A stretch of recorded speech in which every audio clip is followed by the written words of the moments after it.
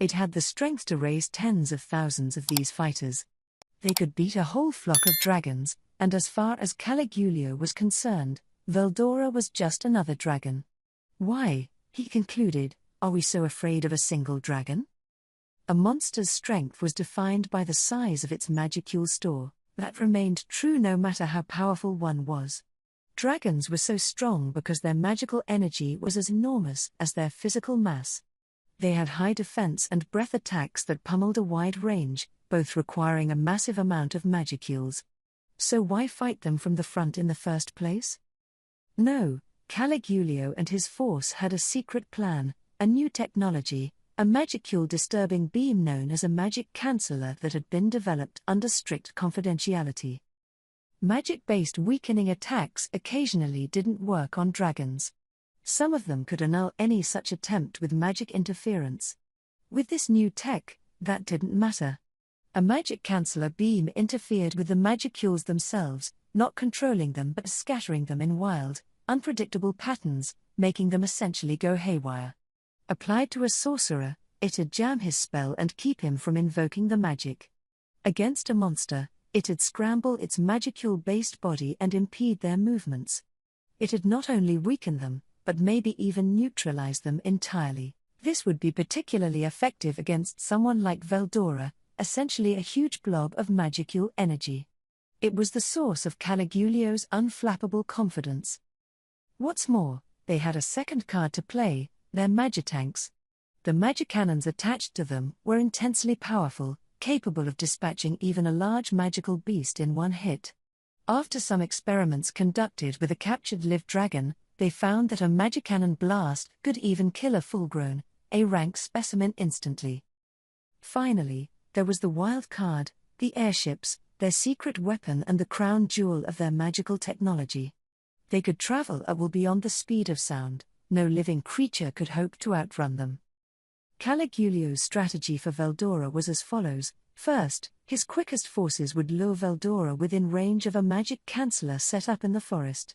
This would bind him in place, and to add to the barrage, they'd irradiate him with another magic canceller installed on an airship put on standby above. Once Veldora was weakened to a state of helplessness, a battalion of 2,000 magitanks would launch a simultaneous magicannon volley, and any dragon, no matter how ancient, would surely be vaporized by that. And should he somehow survive? Well, even a true dragon wouldn't emerge unscathed. In war, a force calculated their chances of victory based on the intelligence they had accumulated. They had killed a large number of dragons by this point, using the data they gathered to fully prepare themselves. It made Caligulio absolutely sure of victory, and yet, as he addressed the marshal, his tongue suddenly felt heavy in his mouth. So. We would deploy a tank battalion, and then we'd lure the evil dragon into position, you see. Sheer numbers, he thought, would win the day for him, so he planned to work out the more tactical details once they arrived on site. The tanks could navigate even the worst of roads, and he had word of a highway built between there and the Dwarven Kingdom, one large enough to make tank transportation a breeze. He therefore concluded that tank deployment wouldn't be an issue, but facing the marshal, he couldn't just make up his facts. I was so focused on building up our war power that I neglected our on-site investigations. This was my failure. At least he still had enough of his senses left to work that out. How worthless. Besides, your entire concept is wrong on its head. Once you destroy Veldora, what next? What? Caligulio replied, unable to grasp her meaning. The marshal looked down on him coldly. Why do you think the Empire never made a move while Veldora was sealed away? Because we were unprepared. Wrong answer, you fool. We were waiting for his revival so we could settle matters with him in his complete state. Now we can expose him to the full glory of his majesty. So what will we do if we destroy him? Only through defeating and ruling over him will the Empire secure its victory. Her words overwhelmed the entire meeting hall. Everyone was dominated by a sense of terror, or doom, as if someone had grabbed their hearts and wouldn't let go. Veldora was just as shaken by it. No. Is she serious? After all the time I spent explaining that mentally dominating him was impossible. But somehow, the marshal's words were convincing. Something about them made you feel that maybe, just maybe, it was possible. The feeling gave Ghidorah the taste of an inscrutable sort of horror. Yes. Looking back, it's so strange. Who is the marshal anyway? I've met her in real life, but I never even questioned why I don't know her name. Could this be? A certain truth was beginning to dawn on Ghidorah, no matter how much he wanted to will it away. Now he wondered if the marshal was capable of dominating someone's mind better than anyone else, even he, the greatest sorcerer the Empire ever knew. In fact, he no longer wondered it. He was sure. Ghidorah opened his eyes, turning them toward the other side of the blind. She was a graceful silhouette, as seen through the expensive silk-woven curtain, but to Ghidorah it looked like a monster beyond imagination. In a way, it was like a true dragon had taken human form, a delusion that Ghidorah hurriedly wiped from his mind. The entire council was frozen, holding its breath. In that case, I'd like to offer a proposal. The voice of young Yuki echoed. Being able to speak at all in these conditions was a praiseworthy feat of will. Proceed, a gentle, yet frigid, voice replied. Yuki bowed, keeping his innermost thoughts hidden. I don't think right now is a good time for our military divisions to try outmaneuvering each other, so I will speak frankly and without reserve. With that preface, the meek-looking Yuki outlined his plan. First, the armored division would stage an invasion from the forest of Jura in front of them.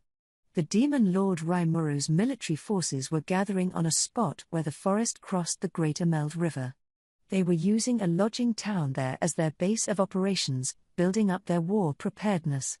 The imperial force would advance down a path between the Kainat Mountains and forest of Jura. This was because there were no paths through the forest's east side, so going through there would take too much time. Once the Empire reached the main entrance to the Dwarven Kingdom and followed the Emeld south, they'd reach this lodging town, and hostilities would officially begin then. But there was a problem. Wait, Sir Yuki. We have to go through the forest, or else we'll draw Dworgen's attention. King Garzel and Raimuru reportedly have friendly relations, and the two countries have signed on to an alliance. If we do something like that, we'll be subject to a pincer strike at once. Caligulio's statement was a valid one.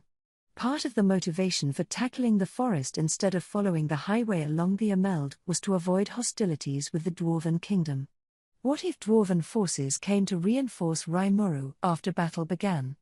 They had already decided that their supply lines couldn't be allowed to get cut off, but in this case, they'd be stuck between the forest and the river. If they sustained attacks on both sides there, their numerical advantage would be lost. Even with airships, they'd have to form entire fleets to keep such a force supplied. That was why Caligulio couldn't let this suggestion go unchallenged.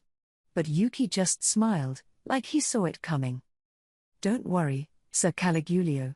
We're not aiming for the lodging town, we're aiming for the Dwarven Kingdom. If King Garzel won't listen to our offer, then we can't really call them a friendly nation, can we? There's no reason to leave them around. What? Yuki left Caligulio at a loss for words. The entire council stirred. You want us to attack the armed nation of Dworgen? I'm sure we could win, but who knows how many casualties we'd face? We'd have nothing left to strike the west with. There's a natural fortress protecting it, after all. All the participants exchanged opinions. It just made Yuki broaden his smile. That's right. The nation's like a fortress. It's so well suited for defense, people thought of it as impregnable until now, but you know we've got tanks, right? Dworgen's been so tough to attack because it's so heavily geared toward magic defense. If we can deal with that, the rest is easy, isn't it? Caligulio had to admit, Yuki had a point. Assuming they attacked the Dwarven Kingdom, they'd have to strike the east or central entrances. If they wanted to catch them by surprise, they'd have to skip the east, on the border with the Empire, and attack the central gate, which exited into the forest of Jura. If they could pose themselves as hitting Raimuru's lodging town, then roll the tanks up to the central gate, It'd block any dwarven reinforcements while simultaneously securing the lodging town for them. I see. That might be a pretty interesting approach. Right? And if the dwarves are in trouble, the demon Lord Raimuru will kinda have to get moving. But we'd have the initiative, and if we set up the battlefield so we could ambush them. It'd give our forces the advantage, yes. Caligulio nodded. It sounded doable. It's probably going to be their advance force stationed at the lodging town, but in the forest, they're still gonna have an advantage, and we're gonna take more losses. But if we can take down the Dwarven Kingdom first thing, then that natural fortress would help keep us defended. There was some deception to Yuki's pitch. If they were really going to volley some magicannon blasts around, the first shot would likely destroy the central gate. Even if the dwarves fled down into the maze-like cave corridors, the urban area near the entrance would suffer untold damage. Maybe they'd absorb and rebuild the nation in the future, but it'd be rendered unusable during this war. Caligulio spotted that, but he decided to put up with Yuki's cajolery anyway. I'm not sure it'll go that well, but you do bring up some good points. Certainly, it'd be more uplifting for us if we set a trap and annihilated them all at once, rather than chase them like mice across that accursed forest. After that, we can take our time advancing everyone toward the Tempestian capital. Well, before that, there's more to my plan. My composite division, as everybody here knows, is more suited for individual, one-on-one battle rather than group ops. I'm thinking, this is the best force you could ask for to investigate that dungeon for us. Like we said, rumor has it that Veldora's guarding the place from the 100th floor. We need to check out that story, don't we? Thought Caligulio with a secret chuckle. That's his approach. He didn't believe Yuki would give up his claim that easily, so this request was predictable enough. No need for that, I don't think. If your division ignores the lodging town and travels straight for the monster capital, that'll open up the danger of a pincer attack. No, it's better to allow our force to advance westward and navigate the pathless forest all the way to the dungeon.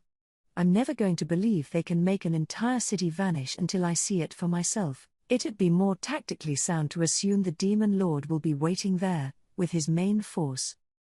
Yuki, faced with this, scowled for just a brief moment. Caligulio was perceptive enough to notice it. Heh. So naive, still. Don't get full of yourself, kid. You can't always get what you want. But as he basked in his joy. Finally, this is turning into a decent military conference. Very well. You seem confident enough, Caligulio. I'll let you handle the demon lord. And with that brief statement from the marshal, the armored division's invasion of the forest of Jura had been approved. But she wasn't done. However, this is still too weak an approach. If we're attacking Dworgen, better to apply pressure to the east gate as well. I'll leave that responsibility to the composite division. Commander, I want you to consider your division's formation carefully, as you'll still be handling capital defense as well. Yes, Marshal. Yuki considered objecting for a moment but stopped himself. By the sound of the marshal's voice, he realized this was an order set in stone. Instead, Gradim, the last remaining commander, spoke. Please, wait just one moment. Are you asking the Magical Beast Division to stay put, then?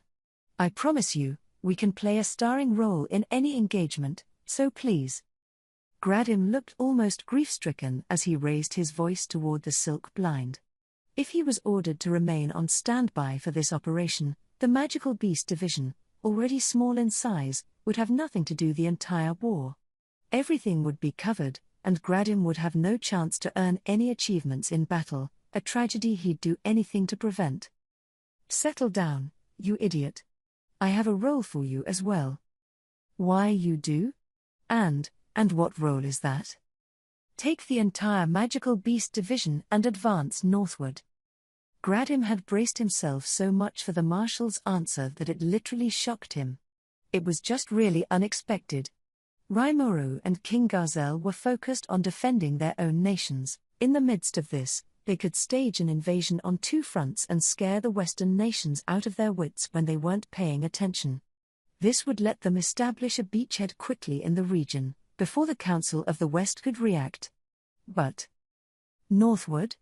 You want us to cross the Kainat Mountains? Gradim, surmising the intent behind the marshal's instructions, was deeply shaken. The logic, at least, made sense. Now they'd be deploying in 3 directions, not 2, but the Empire had the power to pull this off. Yet this operation presented some serious tactical challenges. In fact, traversing the Kainats with a 5-figure force would make any soldier doubt the sanity of their leader. But as he hesitated over voicing his concerns, the marshal began laughing. That's right, Gradim. I want you to navigate over the sea and attack the capital of Inglesia. The kingdom of Farmanus is still rebuilding. Once Dworgen falls, we can crush it any time we like. What? The sea? But we don't have any large transportation vessels. Of course we do, don't we, Caligulio?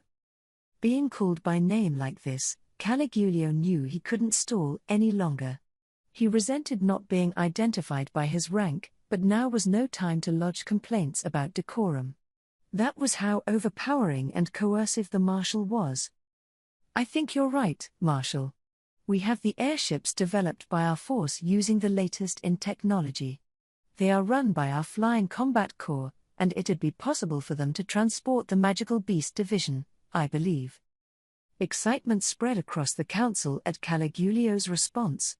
There was a way to attack the West without running through the forest of Jura all along. Anyone in the Empire would be overjoyed at the news.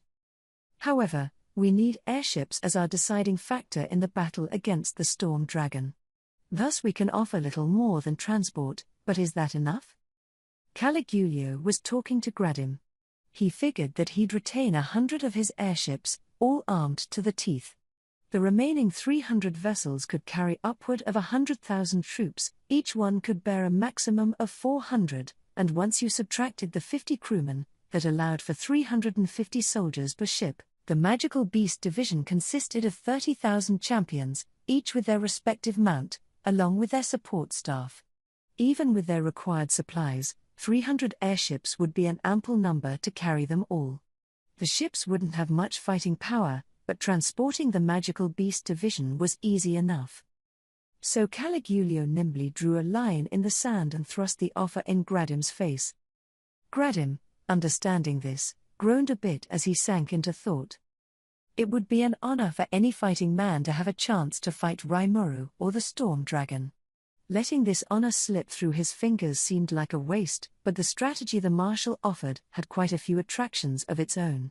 It was a blitzkrieg operation, the kind that destroyed any preconceived concepts about this war, and with the Western nations asleep at the wheel, they'd have nothing to resist Gradim's Magical Beast Division with.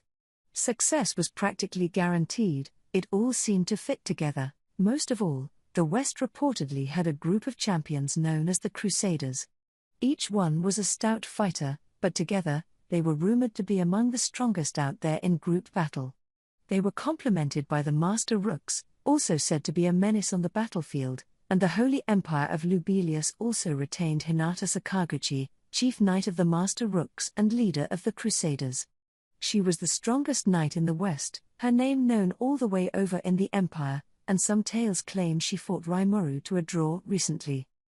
If it was merely a draw, then their strongest of knights was both a coward and no match for Gradim. He was ready to lay waste to her platoon of champions, then trample all over their holy city. Already, he could feel his beast blood surge within him. Very well. The Beast King barked.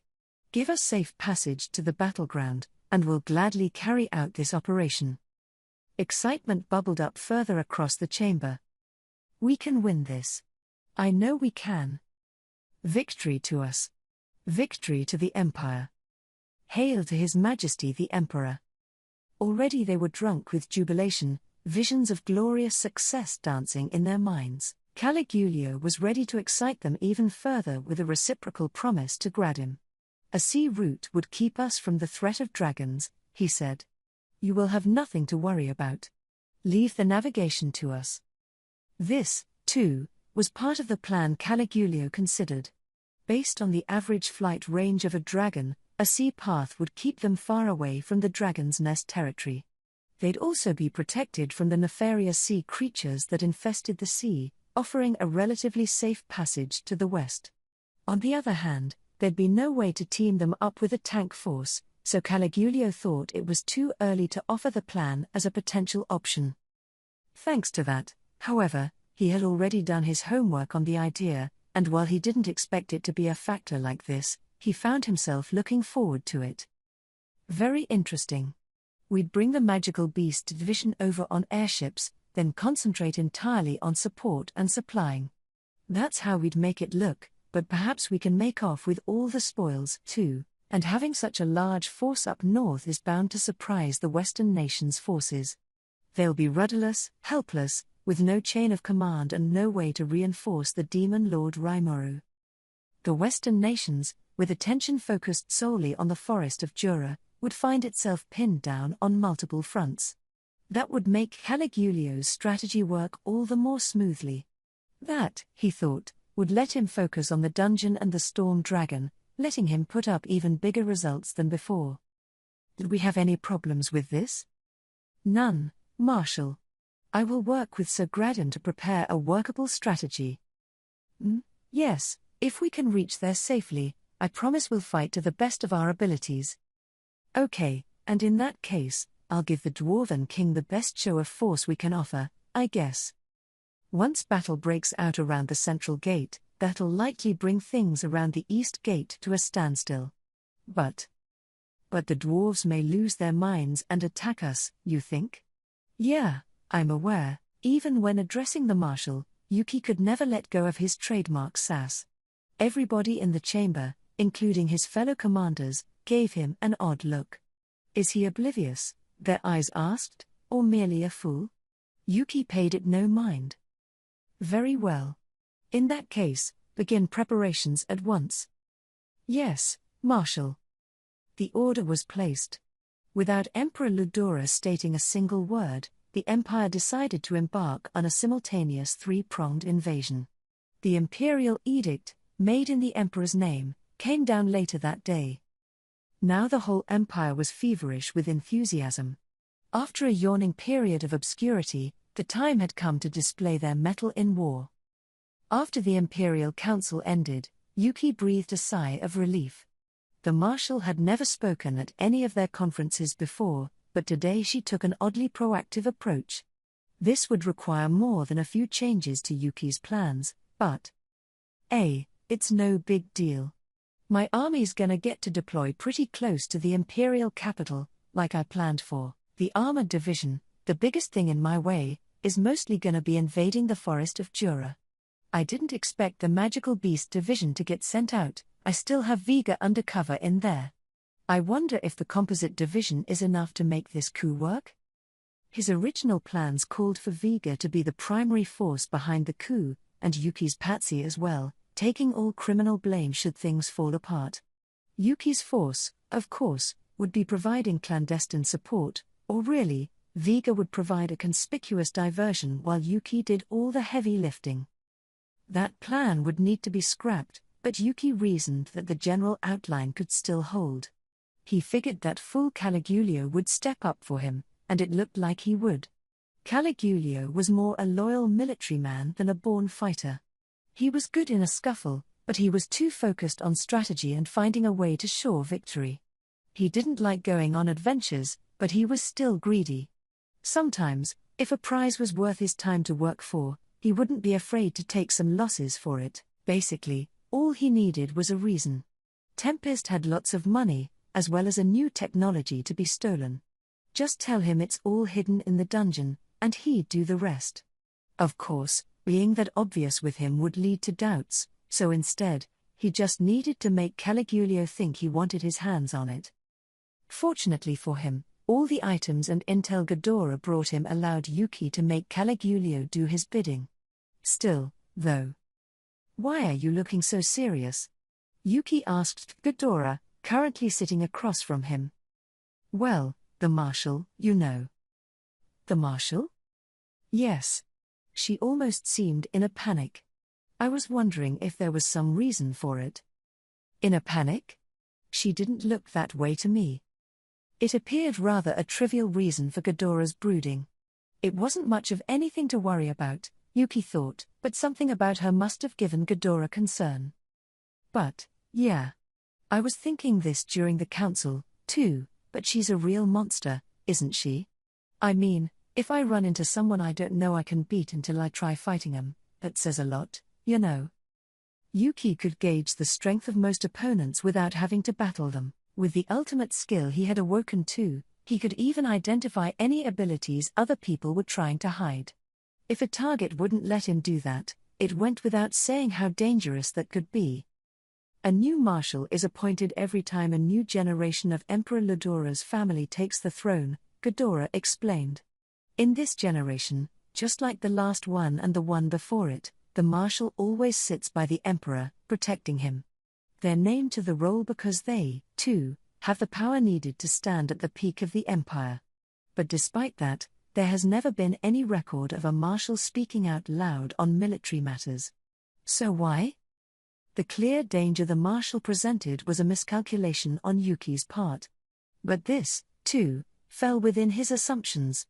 After all, the Demon Lord Guy Crimson, the most powerful of demon lords, seemed to have his own history with the empire. It didn't take someone like Yuki to realize that something was up with them. Why was someone as strong as Guy Crimson leaving the empire alone? What reason would such an arrogant demon lord have for sitting on his hands? The answer, Yuki thought, was that he was wary of someone in the empire, and if that someone was the marshal, he was fully willing to believe that possibility. Besides, if this war gets big enough to really upend things, that's gonna lead to some pretty huge events. Then maybe I'll get more insight into the stuff that's still hidden around here. Yuki smiled, trying to stave off his excitement for the future events he pictured. Ghidorah just sighed in response, but he couldn't sit there moping all day. So he decided to turn the page and discuss future plans. Well, Yuki, things are going as planned with me. I now have no reason to take revenge against the West, though, so I was hoping to avoid war, but no chance you're gonna get your way in that council, though. Not after how much you fanned the flames. Indeed, I certainly can't deny that. Ghidorah was generally a pretty self-centered man, not the kind to care much about advice given to him. If he and his beloved friends were safe, he wasn't concerned about anything else. He might have been a master sorcerer, but he was no god. He never boasted about how omnipotent he was, and he drew a line between what he could and couldn't do. That was why, as his last service to the empire, he advocated against entering into war. Demon lords were said to be the enemy of humankind. They were absolute despots, and it was best to never rile them. Ghidorah didn't, and that was how he made contact with the late demon lord Clayman, and through him, he eventually made friends with Yuki. It all stemmed from how single-minded he was about destroying Luminism, and the West along with it. He wasn't wrong to take this approach. Demon lords were allowed large, bountiful holdings so they wouldn't foster ambitions for other nations' territories. None of it meant much any longer, but that was why Ghidorah wanted to stop the empire from proceeding any further down this mistaken path. Besides, he had met the demon lord Rimuru himself. He had a very gentle personality, working alongside him seemed like the smartest approach. And Adalman, his friend living over there in Tempest, well, he looked completely different now in his afterlife, but he seemed to be enjoying himself. The biggest surprise to Ghidorah was this nation's fighting power. Even Adalman, who Ghidorah pinned as close to himself in strength, was just guarding floor 60 of the dungeon. Apparently he had earned a promotion to floor 70, but it just showed how many more people were above him. And that wasn't even counting the officials and aides who served Rimuru. You'd have to be a fool among fools to fight that nation. Ghidorah was sure of that. And that's why he believed the empire was going to be trounced in this war. He didn't know what Shinji's band thought, but in Rimuru, Ghidorah sensed something he just couldn't get to the bottom of. That's what inspired him to plead against this war so ardently. His efforts didn't pay off, but at least he lived up to his end of the bargain with Rimuru. He successfully turned the Empire's attention toward the dungeon, and now it was time to figure out what he'd personally do. I no longer care much about what happens to those who didn't heed my advice. After I have my final audience with His Majesty, I intend to travel right over to the land of monsters. That's a pretty frank way to announce your betrayal. It's not a betrayal. I simply live the way I want to. And this is not goodbye for us, Yuki. Should you ever run into trouble, you can always rely upon me.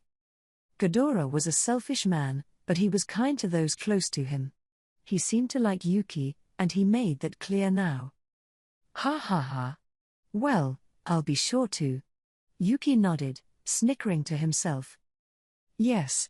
But still, I'll be the new man in that nation, so I will have to build my trust among its people. So don't expect to start exploiting me anytime soon, now. Or, you're so mean. That's kinda better left unsaid, isn't it? Oh, come now. Someone as brash as you needs it spelled out for him. And speaking of brash, I'd like to give my regards to those jesters, too. Are they out scheming somewhere right now? Yeah, pretty much. I can't tell you where, though, 'cause I think Rimuru would find out if I did. Wah ha ha ha. Maybe so, yes. Then I'll refrain from asking, but tell them to count on me if they need anything, please, thanks. I'll do that. Yuki grinned back at Ghidorah. He liked him, too. The way he lived a life so true to himself dazzled him a bit. So after a few more laughs, they shook hands. Well, Yuki, I'll be on my way. Whether it's a coup or something else, I look forward to whatever great escapade you're planning next. But... yeah, I know. If I commit regicide, you'll never forgive me, right? So long as you understand that. Farewell, then. And so Yuki and Ghidorah parted ways. Ghidorah's request for a meeting with the Emperor was accepted. Perhaps I should warn him once more, Ghidorah thought as he nervously waited. He wasn't sure if the advice would be taken, but even now, he wanted to give one final piece of counsel to the man he owed such a debt of gratitude to. His Majesty awaits, his guide said, and a veiled attendant soon led him down a corridor. From its well-polished atrium, he could see the telltale light crimson colors of an all-season cherry blossom, its petals never falling off the branches, a symbol of the Empire's eternal existence, it was said. Beautiful as always. But the Japanese otherworlders who saw it had quite a different opinion, didn't they? Is that so? Yes. What did they call it? Wabi-sabi? The aesthetics of that which is doomed not to last, or the like. The beauty of a cherry blossom, they said, lies in its fleeting nature. We all have our own way of seeing things, though, of course. Don't we, Sir Kondo? From beneath the tree, an intense-looking young man appeared. I thought I had erased my presence, and yet... That you certainly did. I didn't notice you one bit. Just call it a foreboding, I suppose? The vague, ever so vague, sense of impending danger. Ghidorah took out his beloved staff. The attendant had discreetly vanished at some point. I can't let you have an audience with His Majesty. Why is that? I have no intention of telling you, and you would gain nothing from knowing. As First Lieutenant Kondo spoke, he held something in his hand, a metallic object, a dull shine running along its oblong form. It was a classic Nambu pistol, the first semi-automatic weapon produced in what was then the Empire of Japan. You mean to kill me? Ghidorah asked, his eyes sharp and penetrating. Kondo didn't react. Kondo. You? Just as he attempted to raise his voice further, Ghidorah fell, a stinging pain in his chest. He saw it coming. Ghidorah knew what guns were, he was on the lookout for Kondo's trigger finger, and his ears were attuned for a gunshot that never sounded. But most of all, this chest pain came from the back of his body. And as he slowly lost consciousness, he added everything up. This wasn't a bullet wound, it was a knife in his back. Kondo had done nothing. Instead, it was another. Why did you do that? Kondo asked. Because this man is dangerous. If we allow traitors in our midst, it will hinder the next emperor's reign. This other person's voice was familiar to Ghidorah, but he had trouble believing it. Perhaps, he thought, this was just a hallucination before he died. But this man is a close friend of His Majesty's. Ghidorah's consciousness was almost gone. Now he couldn't even hear Kondo's voice. All that awaited Ghidorah was an assured death. Poisoned, too?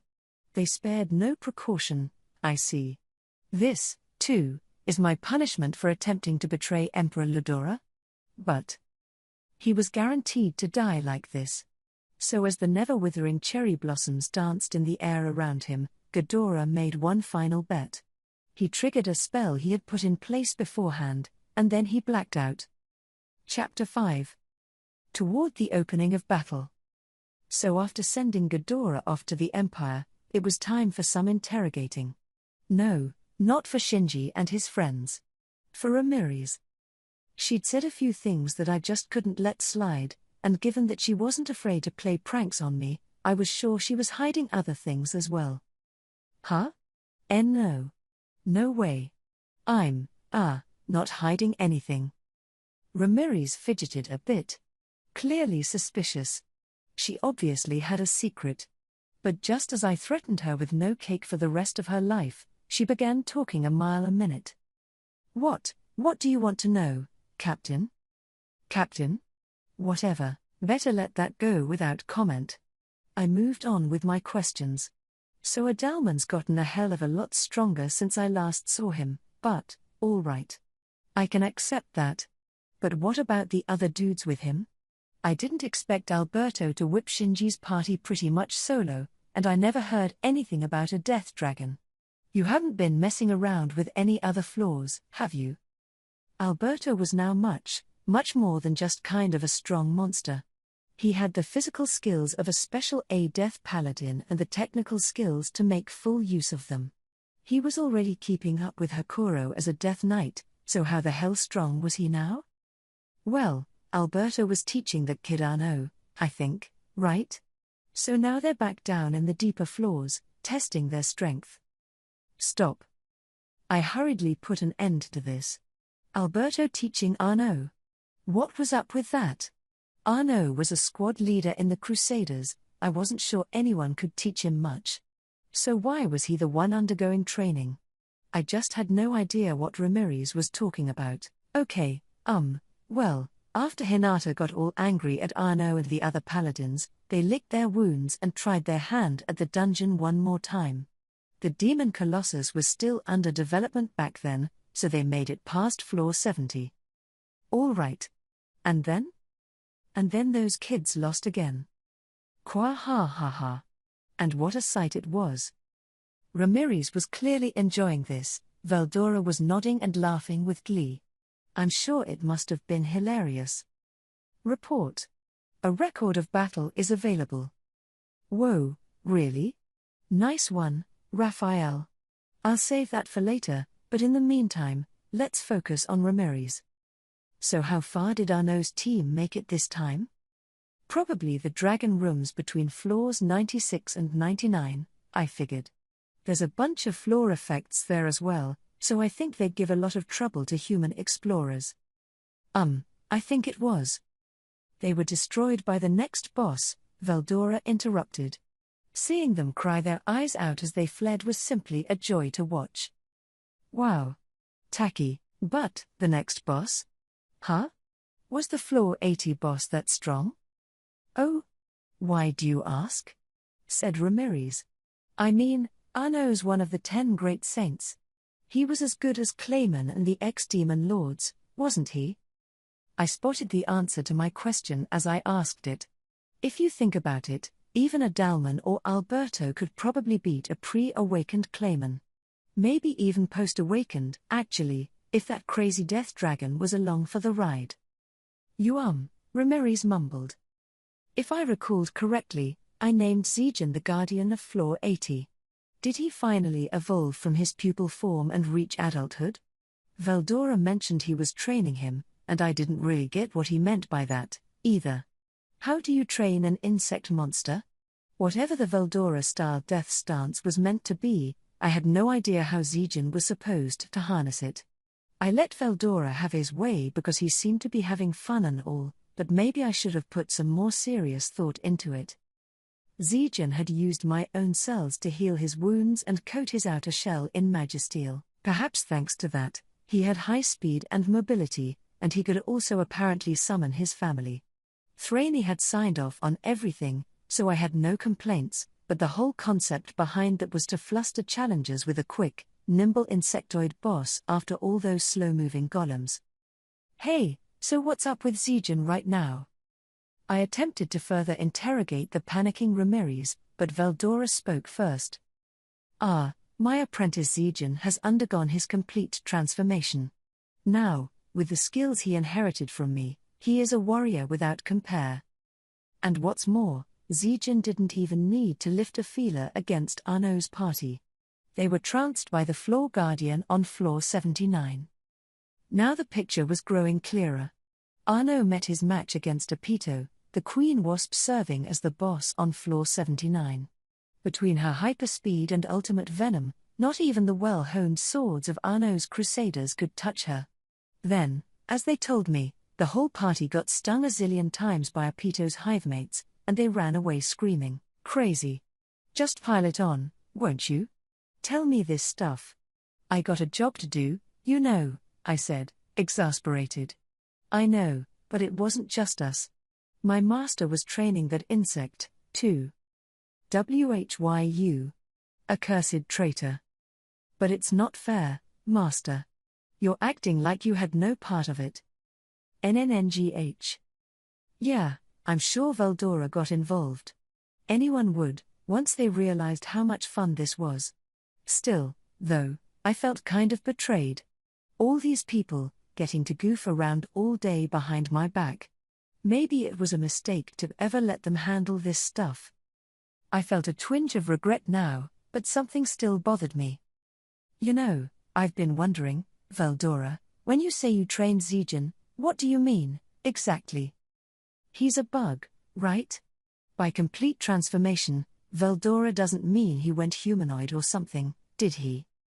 It turned out my hunch was absolutely correct. Heh. So you finally noticed? You've realized just how wrong you are. I was having fun seeing you do that, so I didn't say anything. What did I ever do to deserve this, Veldora? They sure got me this time. Delving into the dungeon records, I had Raphael show me a few images. He was right. Zijin was now humanoid, all slender and chiseled. And, basically, he was Raziel, that insectoid Xion beat over in Lubelius. He looked so much like that insanely powerful Raziel, and thanks to that, he just exuded powerhouse vibes. This rather unusual evolution gave him a chance to learn more battle moves, and as it turned out, the same was true of Apito. She had a shapely, feminine form, and looking at her, it dawned on me, I should have realized something was up when Hinata started coaching her. I thought it was just some mock warfare, but she really was training her. And thanks to Hinata's expert battle training, Apito was incredibly refined in her moves. She had been training with Zijin as well, and her technical skills were also just as polished up. Arnaud's plastering was ample evidence of that, I suppose. So then Arnaud's party decided to re-evaluate themselves a little, they said. Going back to square one, they tackled the dungeon once more, this time from the very first level, but one of the paladins met his end in floor 60, at the lands of Alberto the Death Paladin, servant of Adalman the Immortal King and, a few centuries ago, the strongest of all paladin warriors. And ever since then, you know, they've had their asses thoroughly kicked by Alberto. After whipping their asses the first time, Alberto taunted them, saying "Paladin? More like parlor don't." That apparently really set off Arnaud, but even after busting out his ether break finisher, nothing worked on Alberto. The combination of a lifetime of sword skills and his new monster-based stats made it impossible for Arnaud's party to keep up. His undead body never grew tired, and even if whole body parts were sliced off, he could still recover. It was cheating, really. If you didn't hit the right elemental weaknesses, you just couldn't beat him. Even worse, Adalman had that holy evil inversion skill, which only added to his invincibility. Really, I thought, Arno couldn't be blamed for this. With all the magicules Adalman's team absorbed in the labyrinth, they had simply evolved into upper-level monsters, and Arno happened to challenge them right then. Bad timing, really. But think about it the other way, getting to cross swords with the strongest knight of a centuries-old era was an incredibly lucky opportunity to have. And now, under Alberto's direction, the Crusaders under Arno were rotating in and out of the dungeon to train. So floor 60 had turned into something of a death trap while I wasn't paying attention, but what about the other floors, then? I could see where this was going. Adalman and Zijan couldn't have been the only ones transforming like mad down there. And I was right. Now, apparently, there was a new group in the labyrinth, a team consisting of nothing but the ultimate titans. They called themselves the 10 Dungeon Marvels, and really, I think they could give my cabinet a run for their money. Adalman was on the team, of course, as was his assistant Alberto. Apito, with her new moniker of Insect Queen, had joined the Marvel ranks, and apparently Zijan was now the highest ranked among them. And then we had Kumara, evidently, by taking the magical beasts in her 9 tails and infusing them into her body, she could assume the form of an adult woman. "It's time to make the big announcement," Ramirez shouted, and then she went over the dungeon's current situation and latest news. Let's start from the bottom up. Ramirez, keeping her promise to Milim, had carefully raised the 4-element infused dragons, all of them successfully evolving into dragon lords, the result of being constantly bombarded by Veldora's magicules. Thus we now had a fire dragon lord, an ice dragon lord, a wind dragon lord, and an earth dragon lord deep down. I can't say I was too excited about knowing that, but those were the facts. And that wasn't all. The full rundown. Floor 90 Guardian, 9-head Kumara. Floor 80 Guardian, Insect Kaiser Zijan. Floor 79 Boss, Insect Queen Apito. Floor 70 Guardian, Immortal King Adalman. Floor 70 Advanced Guard, Death Paladin Alberto. That, plus a bonus, Bovix and Equix as our Floor 50 Guardians.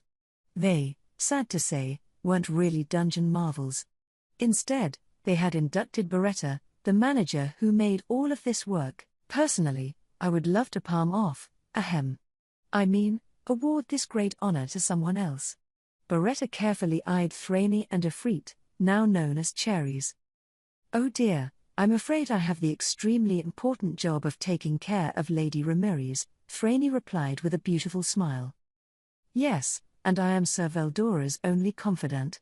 His care occupies all my attention. Cherries was pretty used and abused by Veldora, I felt, but I guess he liked it. Either way, neither were interested in any more work. Reminds me of a certain butler I know, I thought as I sighed. Sounds like you got a tough job, Beretta. Oh, you sympathize, Sir Raimaru? I nodded back, reminding myself just how much of a bond we shared. As I did, I went over a few other things. First off, who exactly did the 10 Dungeon Marvels answer to? The dungeon was a facility run by all of us, as both a hobby and a money-making venture. Much of it ran on Ramirez's powers, and it had never functioned correctly without Veldora's energy. When considering this, I'd think Ramirez, as general manager, would also assume 10 Marvels leadership, but... Well, along those lines, I conducted interviews with everyone and adjusted things to their requests. Ramirez laid it all out for me. First, Beretta served Ramirez, no change there. The 4 Dragon Lords were also under Ramirez's authority, they had a contract drawn up and everything, and since Dragon Lords are sentient, they were allowed to execute it. Kumara had become good friends with the children and enjoyed life here a great deal, so I guess her gratitude for me has gone pretty wild. She had publicly declared that she was my pet, leaving Ranga in the dust. Zijan and Apito also took a liking to me, saying they'll treat me as their lord. Adalman, well, I was a god to him. This had rubbed off on Alberto, and his loyalty was now with me, through his boss. So those 5 were mine, so to speak. Bovix and Equix, I figured, would be better off under Ramirez. They were more hired by the dungeon than anything else. They appreciated it, I was told, but voiced a desire to serve under me instead. Which? Well, they're both species who believe in power over anything else, so I bet with Ramirez, they totally judged that book by its cover. No, they didn't. You named those two guys, remember? That's more valuable to 'em than any salary they get, so they insisted. Ah. That kind of thing, huh? That makes me feel happy, actually. I'll have to drop a few kind words next time I see them. And so as I was watching those 3 Imperial intruders earlier, I actually had a front row seat to some pretty startling changes in the dungeon. Stunned into silence is about the right way to put it, but really, it's great to see our guardians get stronger. Still, all these unanticipated evolutions made me a little anxious, a bad habit for someone as timid as myself. But enough of that. With the 10 dungeon marvels in place, an Imperial attack would be nothing to worry about. I did inform them, however, to try to go a little easy on our challengers from the general public. Otherwise, I thought, it'd be pretty much impossible for your average dude to make it anywhere in there. Why would they want to take on a labyrinth with not one but several Demon Lord-class enemies inside? I wanted to be sure floor 100 was never breached, at minimum, but Veldora could see to that himself. As for the other floors, I'd like to let people hack their way down to floor 80, at least. We took all this time building it, so I'd kinda like people to look at it. But we could think about that during peacetime. After getting a rundown on the labyrinth's current status, I went around to each floor guardian. I wanted to get a close look at them all, checking how they'd grown and evolved. The results were beyond my imagination. With this much fighting force, I couldn't see how we could possibly lose to the Empire in here. Then, a few days later, I finally got to experiment on our completed forest monitoring system. We were seated in our Strategic Military Control Battle Command Center, or the Control Center for short. I talked over the name with Veldora and the gang, and we let our imaginations go wild, but now, I kinda regretted making it so long. I probably debated over it with the wrong people.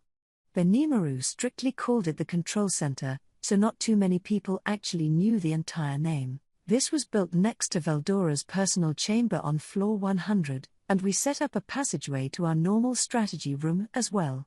If we quarantined the surface city inside the labyrinth, this would serve as Tempest's headquarters. In case of war, we were all set, but of course, I'd prefer if we never had to use it. The results of our magic monitoring system were quite impressive. We had multiple large screens set up, the same sort we used for the battle tournament, and each one showed a different scene.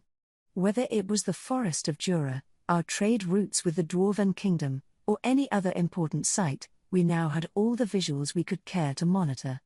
We could even observe the sea routes in the Kingdom of Farminus, or the peaks of the Cainat Mountains, without any issue. It operated in a really simple way.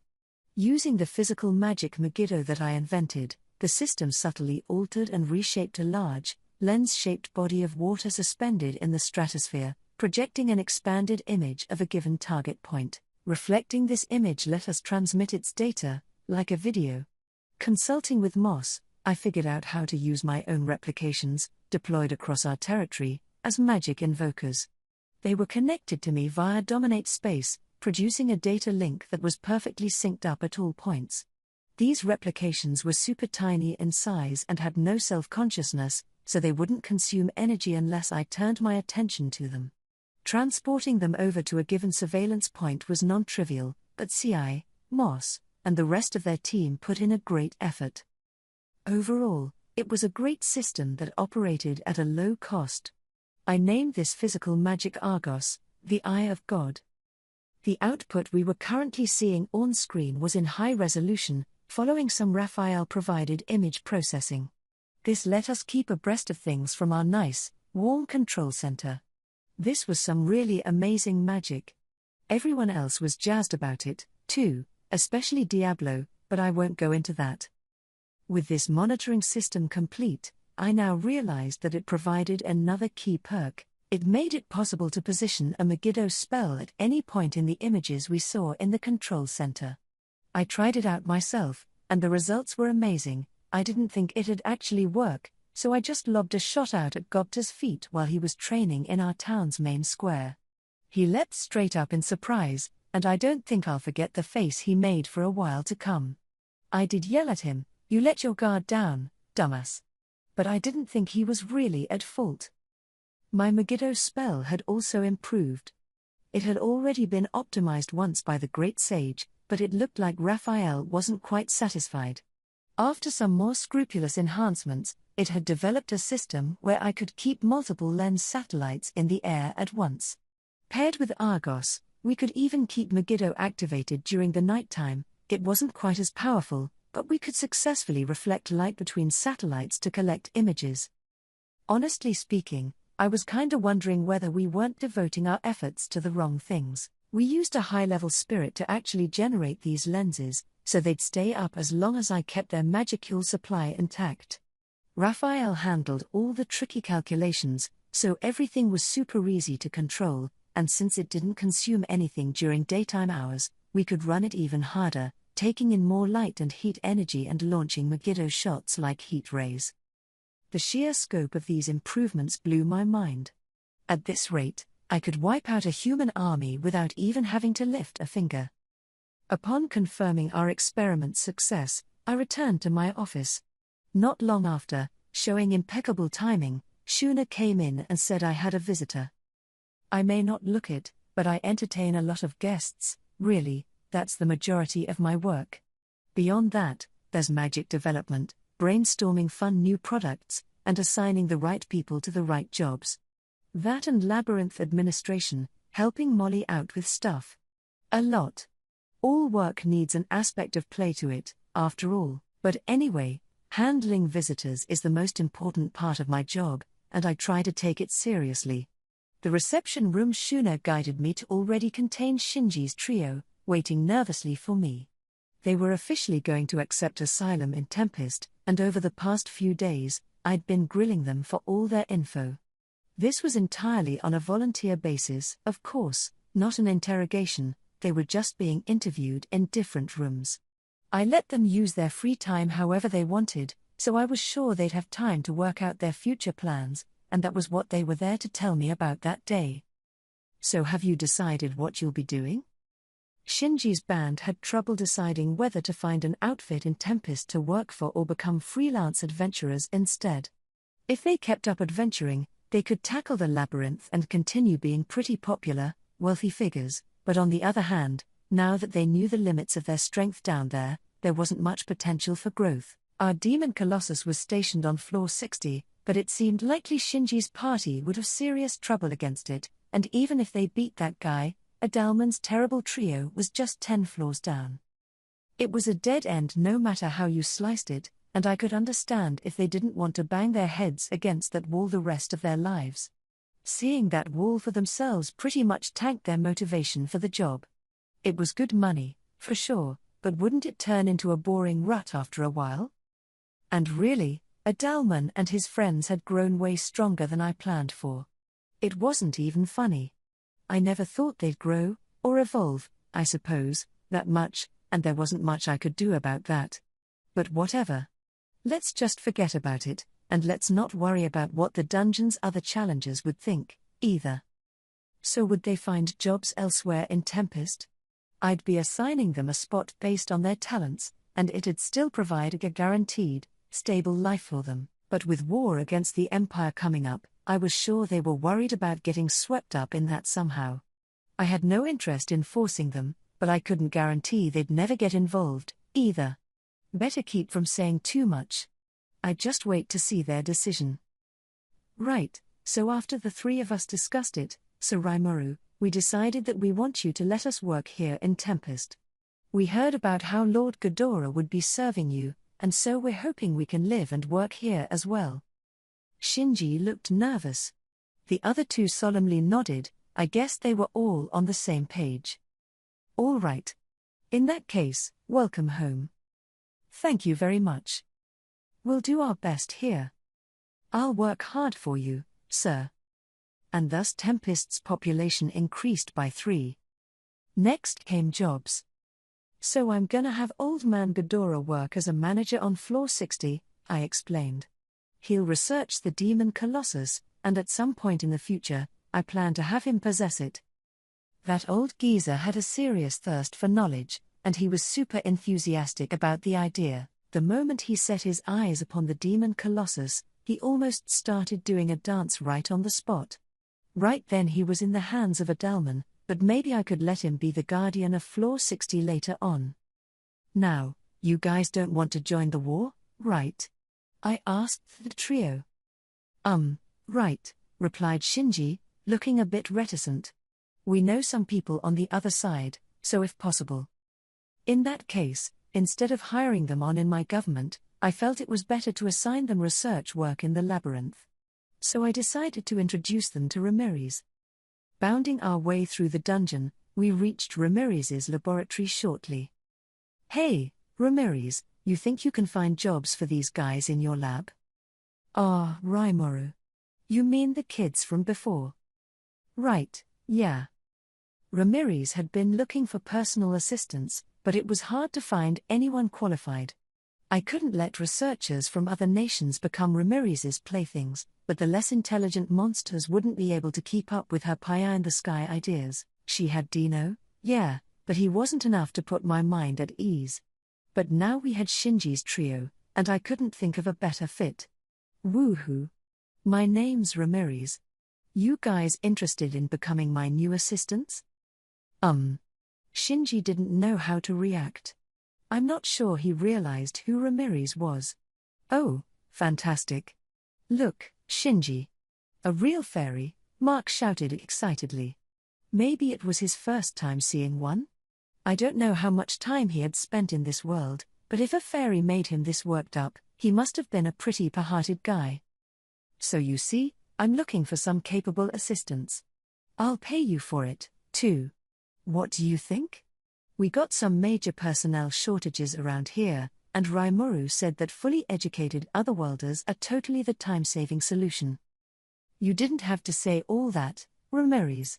It's true, though, they've got technical skills, flexible minds, and can jump right into the world.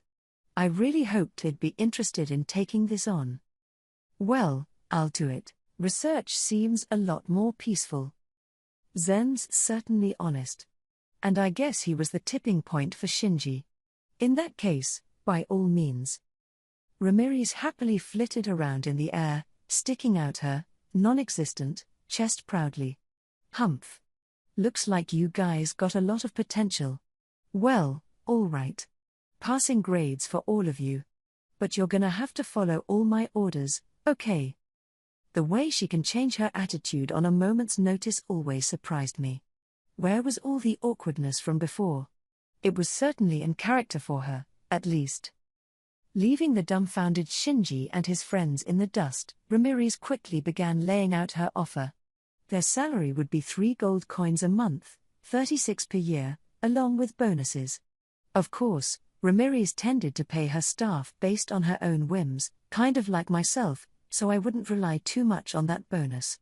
It sounded like Ramirez was offering them room and board, though.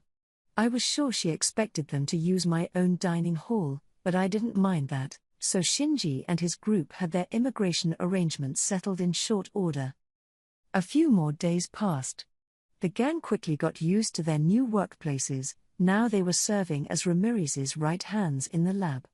I saw no problems there, but now Ghidorah was a concern. I hadn't had any contact with him since he left for the Empire. He was a stubborn old man, I knew, so I figured he was all right, but I was starting to get worried. I really wished he'd drop me a line. That thought was lingering as I held a briefing with Benimaru in the control center. Video data from my Argos system was on the large monitor. Every viewpoint was clear. I wanted to collect data from within the Empire as well, but for now, I was satisfied with video from our military borders. From those feeds, we could see large numbers of soldiers gathered, keeping a careful watch over the area. Tensions were always high over there. No moves today, it looks like. Not at all, no. But isn't this magic so useful, Sir Rimuru? This must have been what you were spending so much time researching lately, isn't it? We were all alone today, so Benimaru was less formal than usual. I preferred keeping it casual like this, actually, but Benimaru was back to his usual stodgy, stuffy self whenever other people showed up. Not around CI or Diablo, though. We all had a partners in crime thing going that I liked, and sometimes we'd all head over to Inglesia to go drinking together. Exactly. And the most wonderful thing about this magic is the innovation behind the idea. It offers tremendous effects at a low energy cost. Its usefulness speaks for itself, and the complexity of the calculations behind it ensures nothing goes to waste, like a fine work of art. And that's why. Inuo. Once you start bragging, you never stop, so can you do that when I'm not around, maybe? This always happens when I let my guard down a little. Diablo immediately starts extolling my praises, it drives me up the wall.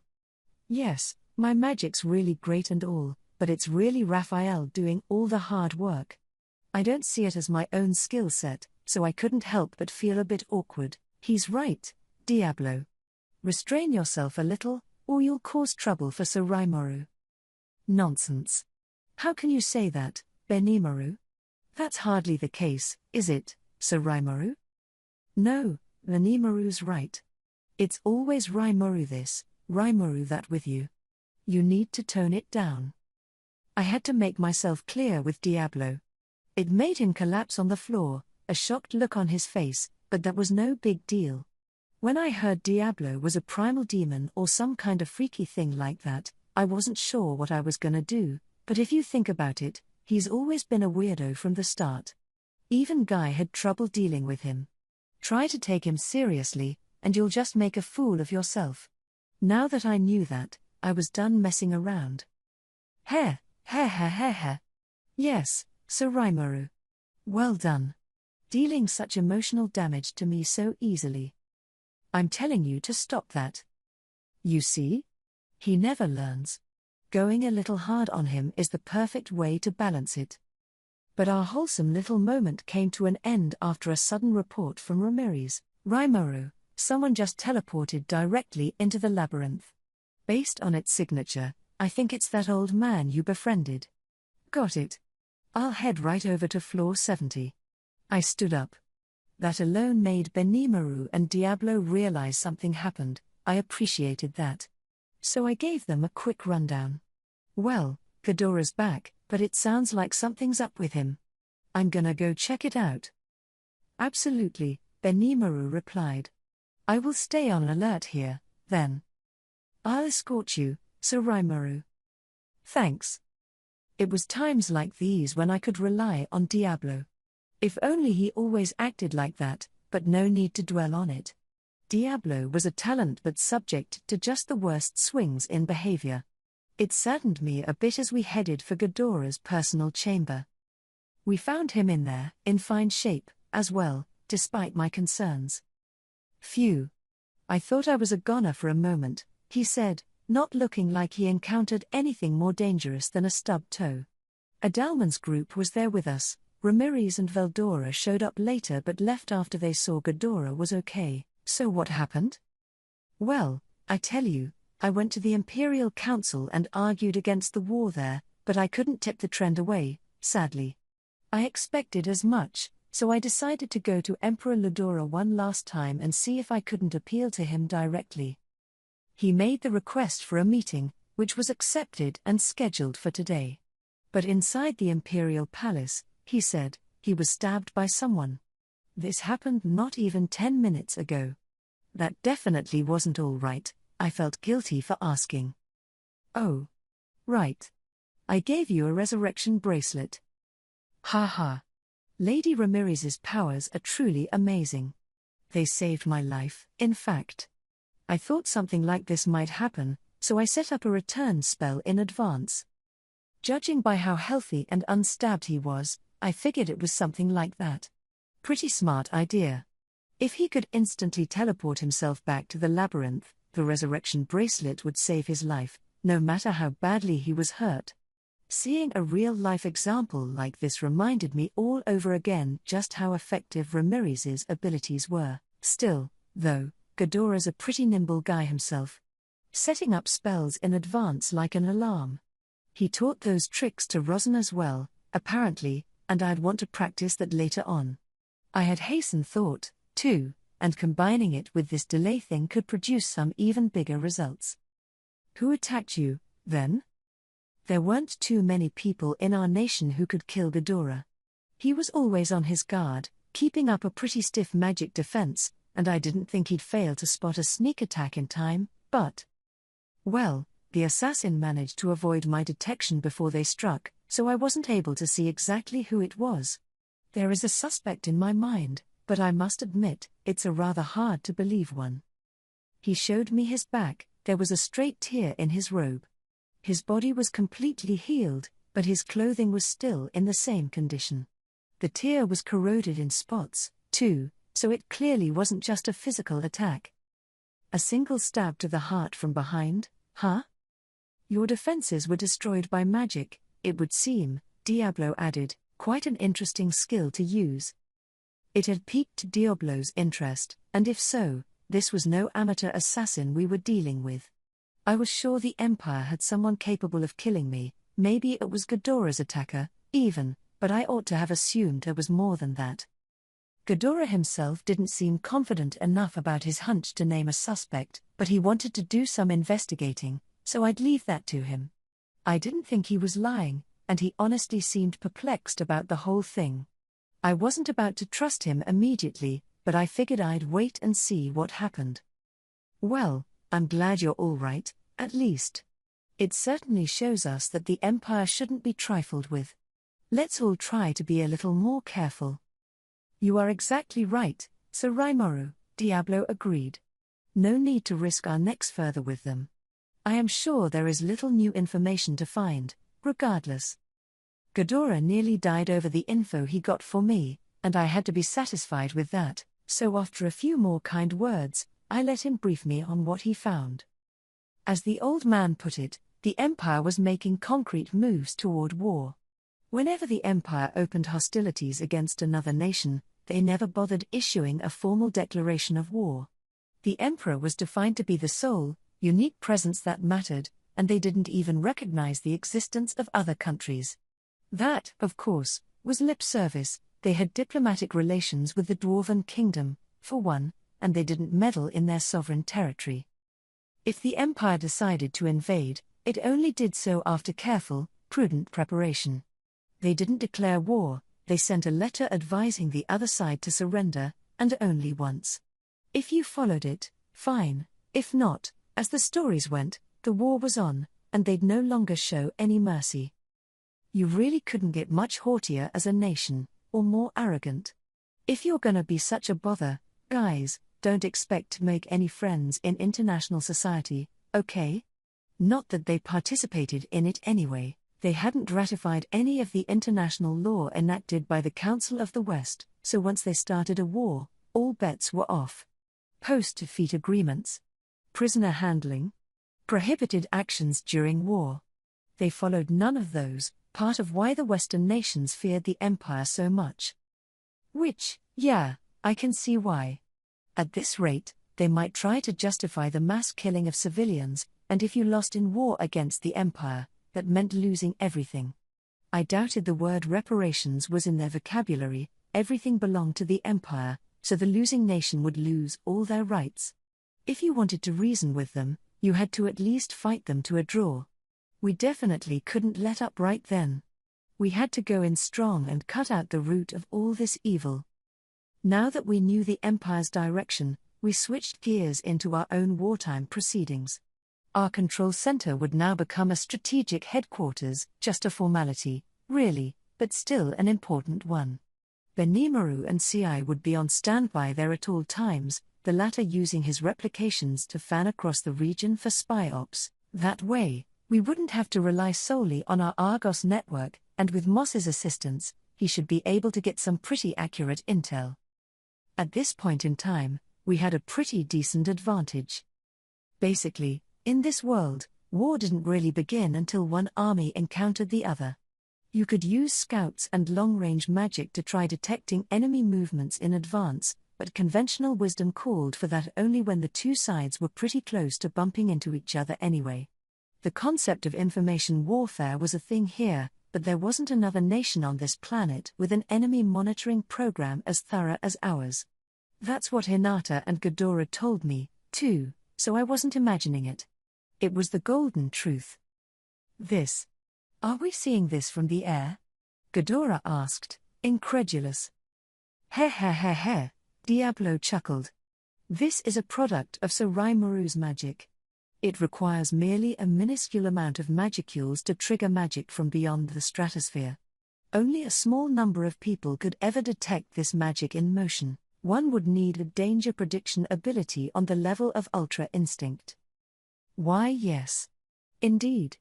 I'm fairly confident in my own magic detection skills, but this just seems so natural.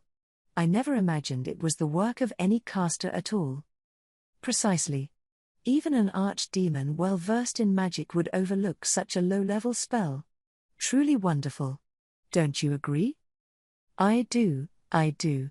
This magic is simply mind-boggling. Diablo, for some reason, was now bragging to Ghidorah with the smuggest of grins. The old sorcerer was getting more and more excited as he concurred with each of Diablo's boasts. Shion? Right away. Diablo was going to be nothing but a distraction, so I ordered Shion to isolate him in another room. Now that things were quiet, we got to the business at hand. This high-altitude monitoring system was just beyond cheating. I mean, think about it.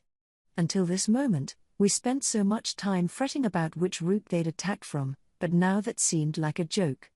We had a full video feed of not only the most likely routes but our entire border with the Empire, so we'd see everything from the moment they kicked off. It was like playing chess with a blindfolded opponent. They'd only know where their pieces were, and unless you were a real beginner, you wouldn't even lose to a professional. They weren't just missing a couple pieces, they were at a near-total disadvantage. And of course, war has no rules anyway.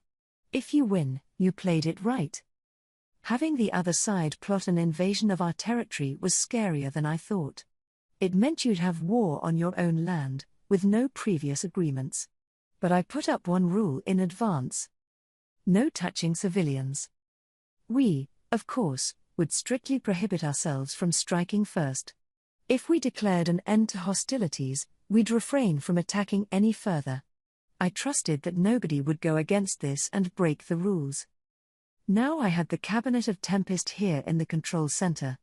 Benimaru was our commander, Hakuro our chief advisor. Rigid was there, along with the heads of the three powers of government serving under him, Rugged, Rigurd, and Rogad.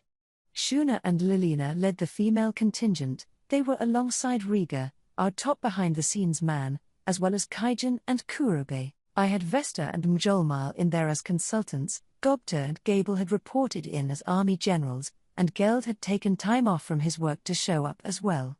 Finally, I had invited Testarossa and her two demoness friends, and I let Diablo in, too, figuring he had learned his lesson. He was standing amicably in his usual spot alongside Shion. I also decided to bring Ghidorah and Shinji's gang in as witnesses, and a bit later Masayuki, that font of morale for all of humanity, came in. Wait a minute. Why am I the font of morale for anything? Can you stop spouting crap about me like that? Ugh. Oops. Yes, I was airing my thoughts out loud again. Masayuki looked pretty huffy about it, and for some reason, Ghidorah was staring right at both of us. Maybe something caught his eye, but I'd ask about it afterward. That left two more people to mention, Veldora and Ramirez, our support staff. Beretta, Thraney, and Cherries were also on standby in one corner. That was about all of them. Giving a few pets to Ranga on the ground next to me, I looked around at my seated audience. I don't need to tell you all why you're here today. We're going to hold a conference to work out our opposition to the Empire. Benimaru and I have come up with an outline of our strategy, but I want to hear your feedback on it as well. Don't be afraid to speak up at any time. Yes, Sir Rimuru. So the conference began. Turning toward the screen, I saw it display crowds of Imperial forces on the move, these metallic vehicles, whirring along as they ran on treads. They were tanks, and from what the image showed, there were around 2,000 of them. Whoa! I thought when I saw that. What are tanks doing there? Flustered, I asked Shinji's group for some explanation. Through them, we learned that the Empire was using the knowledge and science of otherworlders to develop modern weaponry. They had internal combustion engines that ran on magicules instead of oil, charging up their energy through air circulation, allowing for cooling and magicule supply at the same time. A pretty well thought out system, in my opinion. These tanks were also pretty versatile. In terms of functionality, I'd say they easily outclassed the best tanks in our old world. Ghidorah told us that the Empire analyzed a magical control reactor found in some ancient ruins and reworked them for modern times. They were also building up a supply of magic stones for fuel purposes, relying on the natural magicule supply for normal operation and the stones during battle. They could run at up to 65 miles an hour, and bad roads were no problem for them. They could even float in the air, a little above the ground, although it cost energy. Frankly, I felt, we had fallen behind. If only we had worked on these. It frustrated me. Tanks, in a world of knights.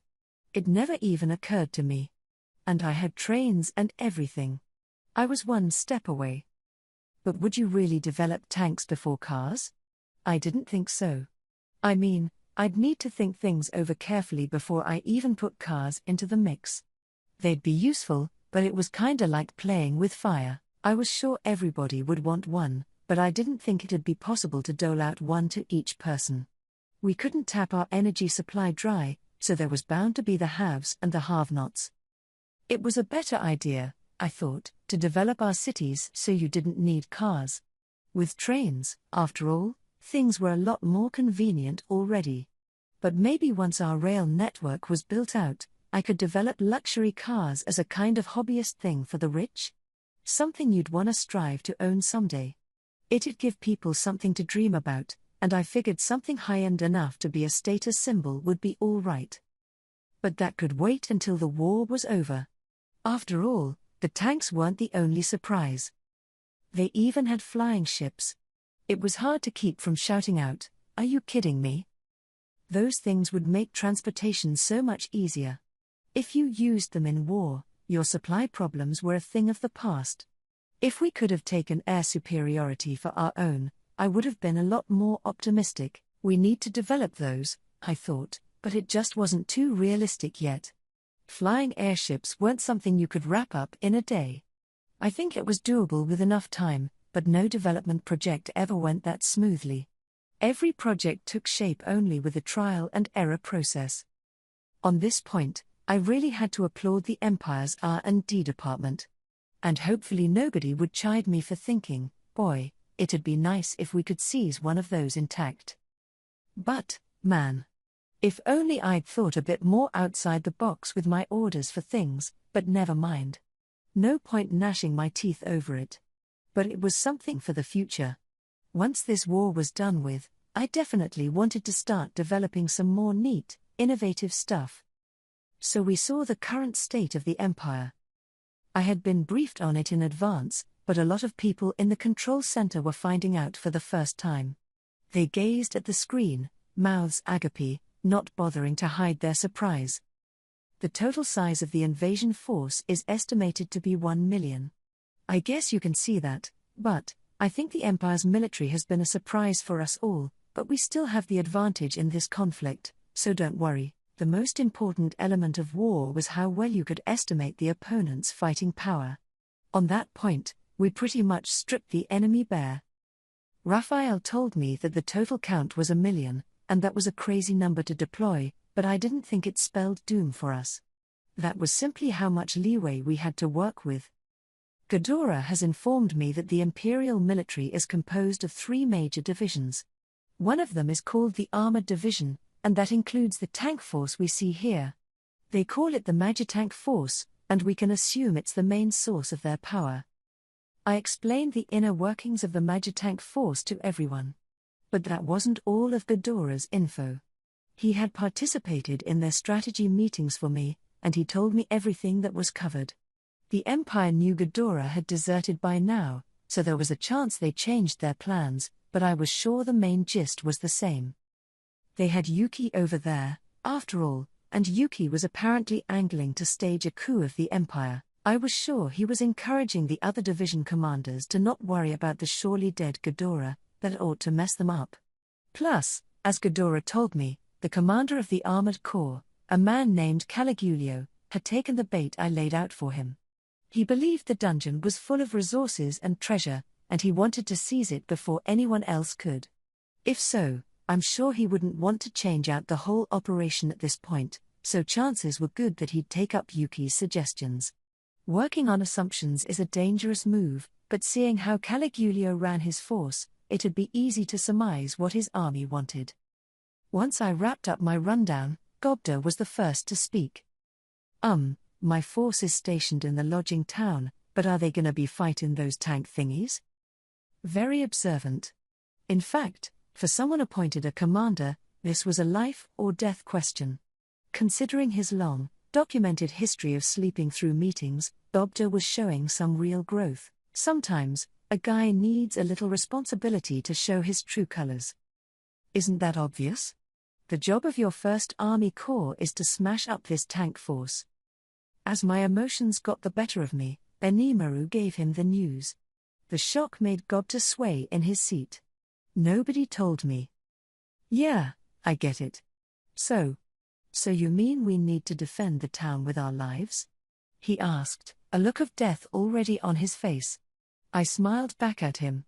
Of course not.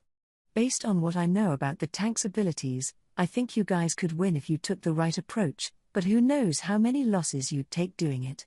That, and defending's always harder than attacking, and your green numbers without any battle experience are gonna be pretty fat targets for them. So no, it's not a to-the-death thing. I was trying to calm him down.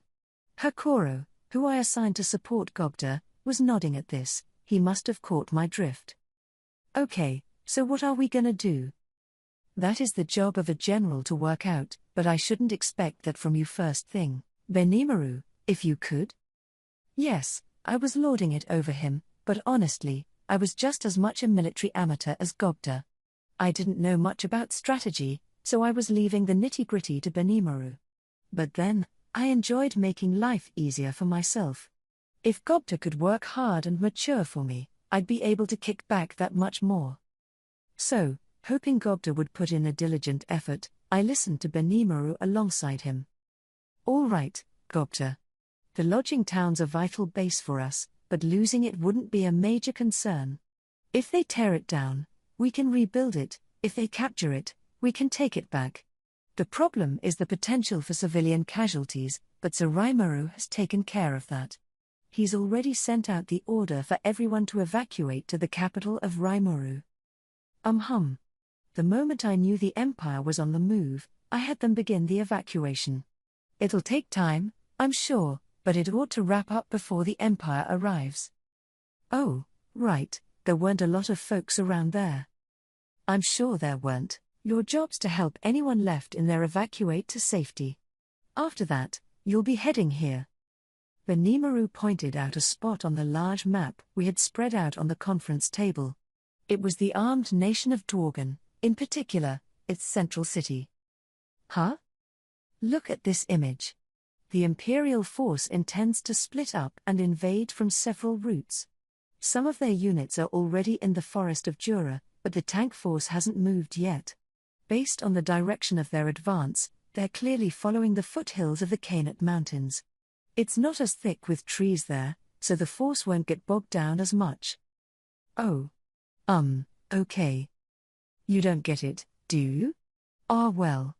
Anyway, your mission is to defend the Dwarven Kingdom. As he spoke, Benimaru moved a peg representing Gobda's force into the Dwarven Kingdom.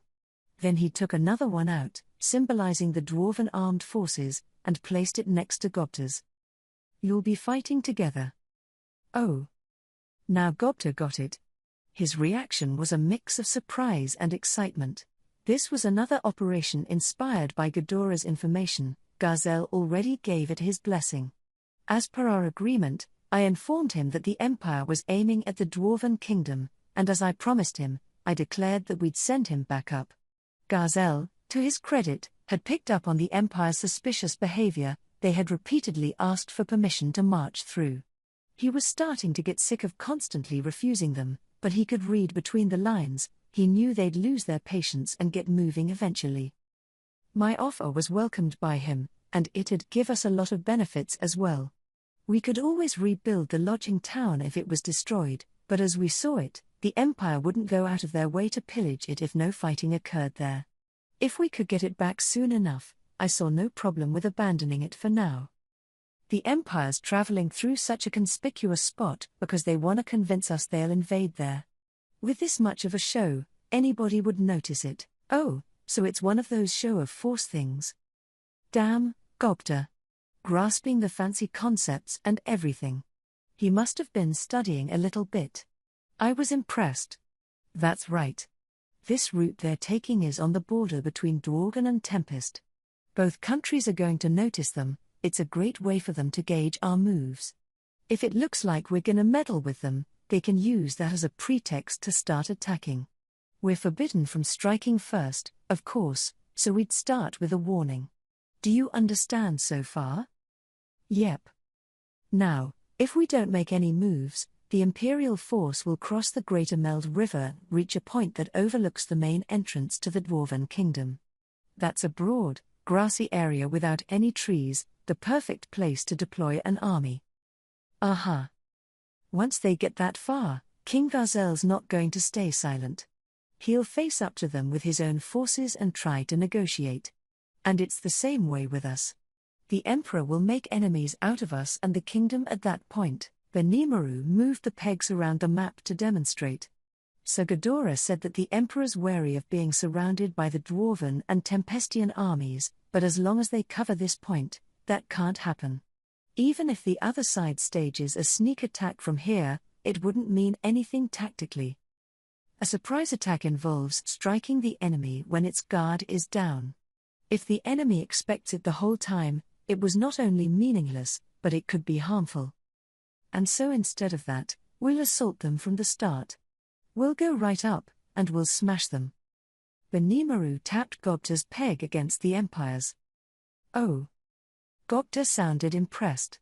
None of my other advisors seemed against it, but what do they think about our forces' size difference? 3rd Army Corps General Gable. Sir. Your role is to guard the evacuating residents. Watch from the skies for stragglers or people in trouble and help them out as needed. Yes, sir. Once you guide them to safety, you'll travel over to Gobta to support him. If the timing works out, you'll reach him before the Empire can. Our force is the swiftest in all of Tempest. I promise you we will make it in time. Gable looked confident enough about it, but realistically speaking, it'd be tough. I intended to have the trains running full speed to get the residents evacuated, but moving tens of thousands of people took time, and the Empire had frightening mobility. Based on our calculations, which factored in their legion magic as well, we predicted that their army could advance a mind-blowing 40 miles in a day. Right then, the Empire was stopped against the border. From there to where they planned to open hostilities, there were around 930 miles of terrain to cover. In about 20 more days, the Imperial force would reach their destination. This dizzying marching pace was possible because each of their soldiers had undergone body enhancement surgery, or something like that. This apparently let them stay on the move for a week without food or drink, so their maximum fighting speed was even faster than that. The tanks, meanwhile, could go around 6 or 7 miles an hour without an external supply, and since atmospheric magicules were available day and night, they could take advantage of that to resupply themselves more fully when resting. No point exhausting your force before the war even began, after all. Ghidorah's guidance along those lines seemed sound enough, so Benimaru and I used his assumptions for our calculations. Thanks to that, the Empire could arrive at this point sooner than we expect. I don't want anyone here to be caught by surprise. Upon closing that subject, Benimaru moved right on to the next one. So this is where the Empire will break out their main army, but as Gobta said, this is mainly a show of force, in other words, a feint. Their real breakout teams are going to move toward here. He took out some differently colored Empire pegs and spread them around the forest of Jura. Their plan was to make us think the tanks were their main force, then place the brunt of their troops elsewhere. This was all plain as day in our monitors, so I couldn't say the idea really wowed us. Now, even if things expand past what we're expecting over here, we still have Geld guarding this terrain. Geld, I want you to call your forces back from their stations as quickly as you can. Understood. I've already sent the thought communication. All my forces will gather up shortly. Benimaru and Geld were certainly on the same page, just a few words, and everything was set. I knew I could rely on him. Now Benimaru looked back down at the map. These forces are likely going to advance through the forest, trying to stay hidden. Unfortunately, Surimaru's Argos monitoring magic can't reveal everything happening under the forest canopy. That's where Ci comes in. Ci nodded and stood up. The forest is lush with tree cover and difficult to monitor from above. Even if we deploy all our agents, there's too much ground to cover, and they run the risk of being found. So we've decided to rely on Moss instead. He's capable of releasing a large number of tiny replications and picking up all the information they take in. None of them can fight very much, but losing a replication won't hurt us at all. Using that, Moss is currently monitoring the eastern forest of Jura. He's informed us that platoons of Imperial troops are on the advance in there, and thanks to his surveillance, we can crush each and every one of them at will. He accentuated the point with a cruel smile. Kind of scary. Good thing he's on our side. Sure, we could defeat these small platoons all day, but it's the big main force behind them that worried me. Benimaru's strategy for that was to wait until they had gotten themselves assembled to some extent. If the Imperial force is trying to reach the dungeon, we'll invite them in and take care of them then. If any remain on the surface, Geld's second corps and my main force will hit them hard. That's all. It was a very simple, easy-to-grasp strategy, but really, I was still worried about our size difference. Nobody had commented on that yet, but what did they think about it? Maybe I ought to have brought it up. But as I hesitated, the control center rang out with the cries of war. All right. If Gable's joining my team, we're all gonna be okay. Victory's in the bag for us. I'm delighted to hear that from you, Sir Gobta. And I promise you that we'll fight the way a winning army should. I was worried we wouldn't get to join in, but I knew Sir Benimaru would come through. He left us with the greatest honor of all, protecting the homeland. Trust me when I say we'll make full use of our powers. All three of our generals responded to Benimaru's call to arms. Even the non-military folks were excitedly trading feedback with one another. There wasn't a hint of pessimism, even the three demonesses were happily joining in. But, guys. Again, the size difference. I mean, yeah, I thought we could win this, too. I even felt pretty safe assuming we would. But I was far from anxiety-free, and yet nobody seemed the slightest bit worried. It was weird. Even Gobta was brimming with enthusiasm, his initial concerns now put behind him. He might have had Hakuro as his advisor, but I was still anxious about him. All right. So is anyone unclear about any part of Benimaru's rundown? I prompted them all, but no one had any questions. Instead, Benimaru spoke for the group. Do not worry, Sir Rimaru. We are not at all worried about losing, not because we don't think we'll lose, but because we'll devote every effort to the fight. We have ample enough reason to win, and we have a glorious battlefield waiting. If we lose, it just proves we were incompetent. We weren't the fittest, so we didn't survive. He gave me a refreshing smile. All the monsters in the room were exuding the same vibe, including Shuna and the other women. They weren't afraid of losing, they were afraid of running from the fight. And more than that, I thought, vaguely at least, I was beginning to understand their feelings. I thought I did, and I decided to do what I could for them. Testarossa. Ultima. Carrera. Yes, sir. The three demonesses immediately reacted. I had an order for them. Each of you will accompany an army corps and support their operations. Absolutely, Sir Rimuru, Testarossa replied. I have seen taking care of the council, so until this war is over, I will gladly participate. Finally, I'm seeing some action. You're in good hands, Sir Rimuru, said Ultima.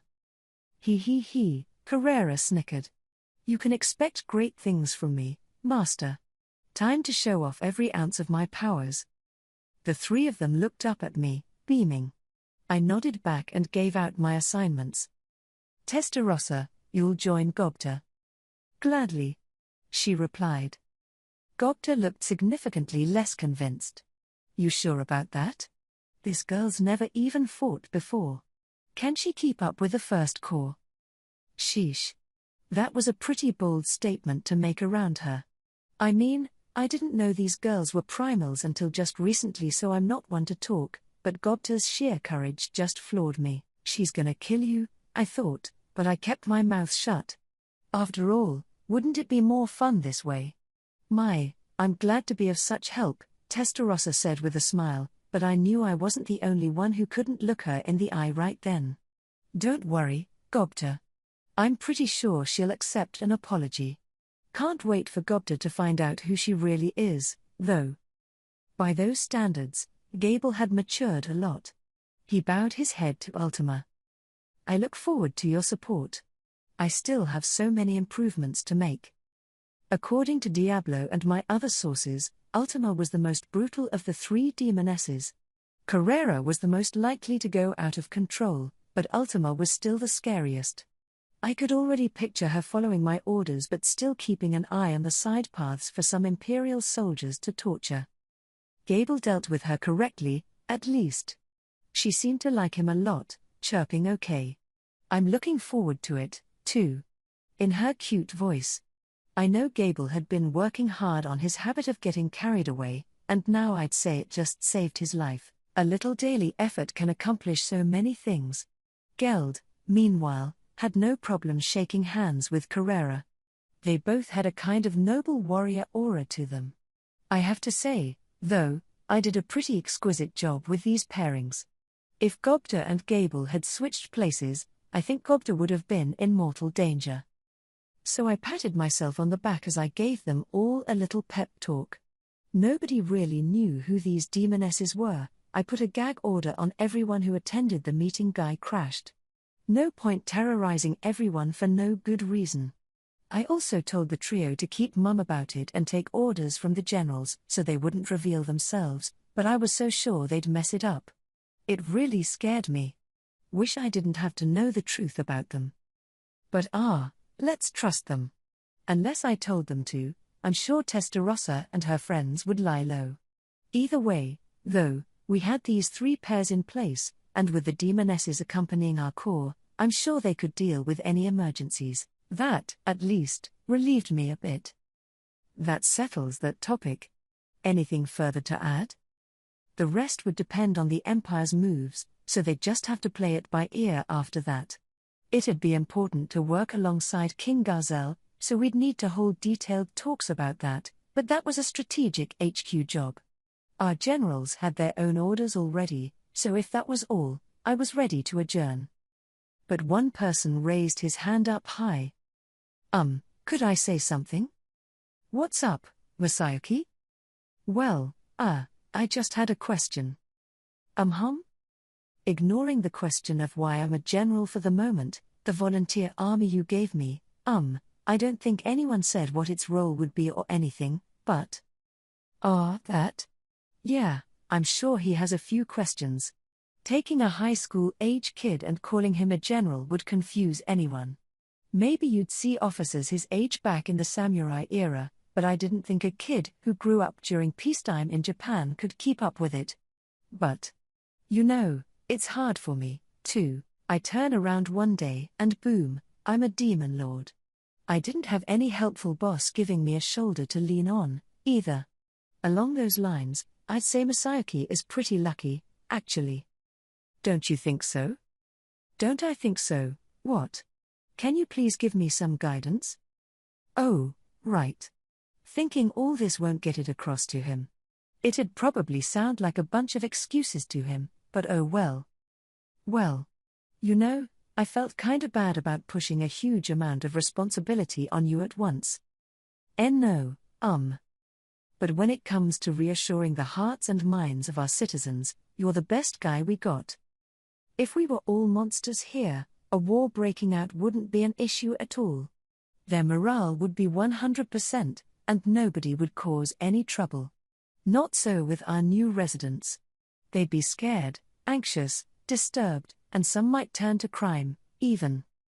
So it's at a time like this when I want you to exercise your powers and ease everybody's anxieties. I see. I think I can help you with that. Masayuki seemed to understand well enough. Ah ha ha. No need for modesty, Sir Masayuki. As a hero, everybody knows, to say nothing of myself, that you'd hesitate to take the side of a single nation. But I hope you'll still lend a hand to assist the powerless, the helpless among our citizenry. Njolmal's eyes sparkled as he pleaded with Masayuki. He was still misreading the kid's actual powers, but I didn't see any need to correct him. In fact, I had a sneaking suspicion that Hinata had the wrong idea about him, too.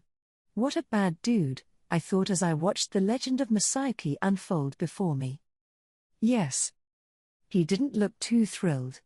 In fact, I'd say he was pretty disgusted with the whole thing. I felt bad for him, but I really wanted him to pitch in.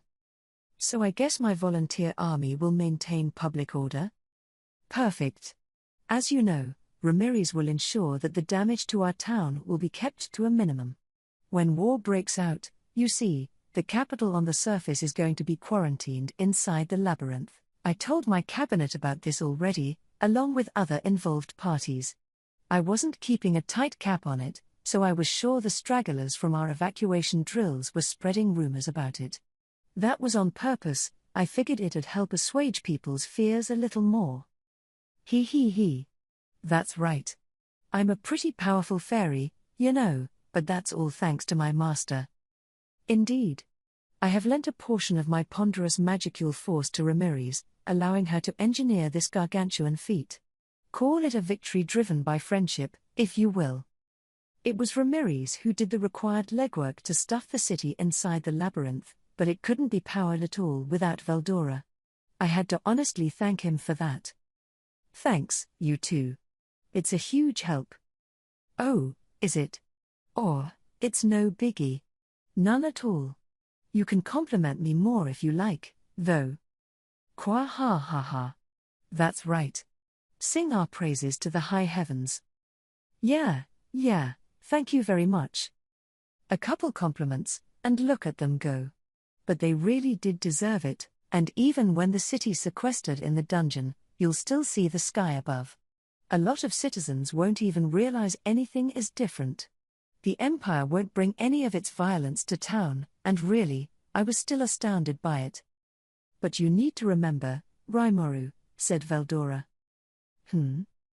This isn't too likely to happen, Ramirez began, but if my master was somehow defeated, and the Empire makes it through the 100th floor, that's going to eject the town back up to the surface. Kind of the rebound from expending all that effort, Ah, that's another concern, huh? But that's based on the assumption that Veldora's gonna lose, isn't it?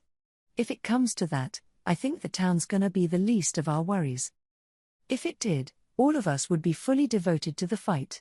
We wouldn't have the leeway to worry about what happened to the city, I'm sure.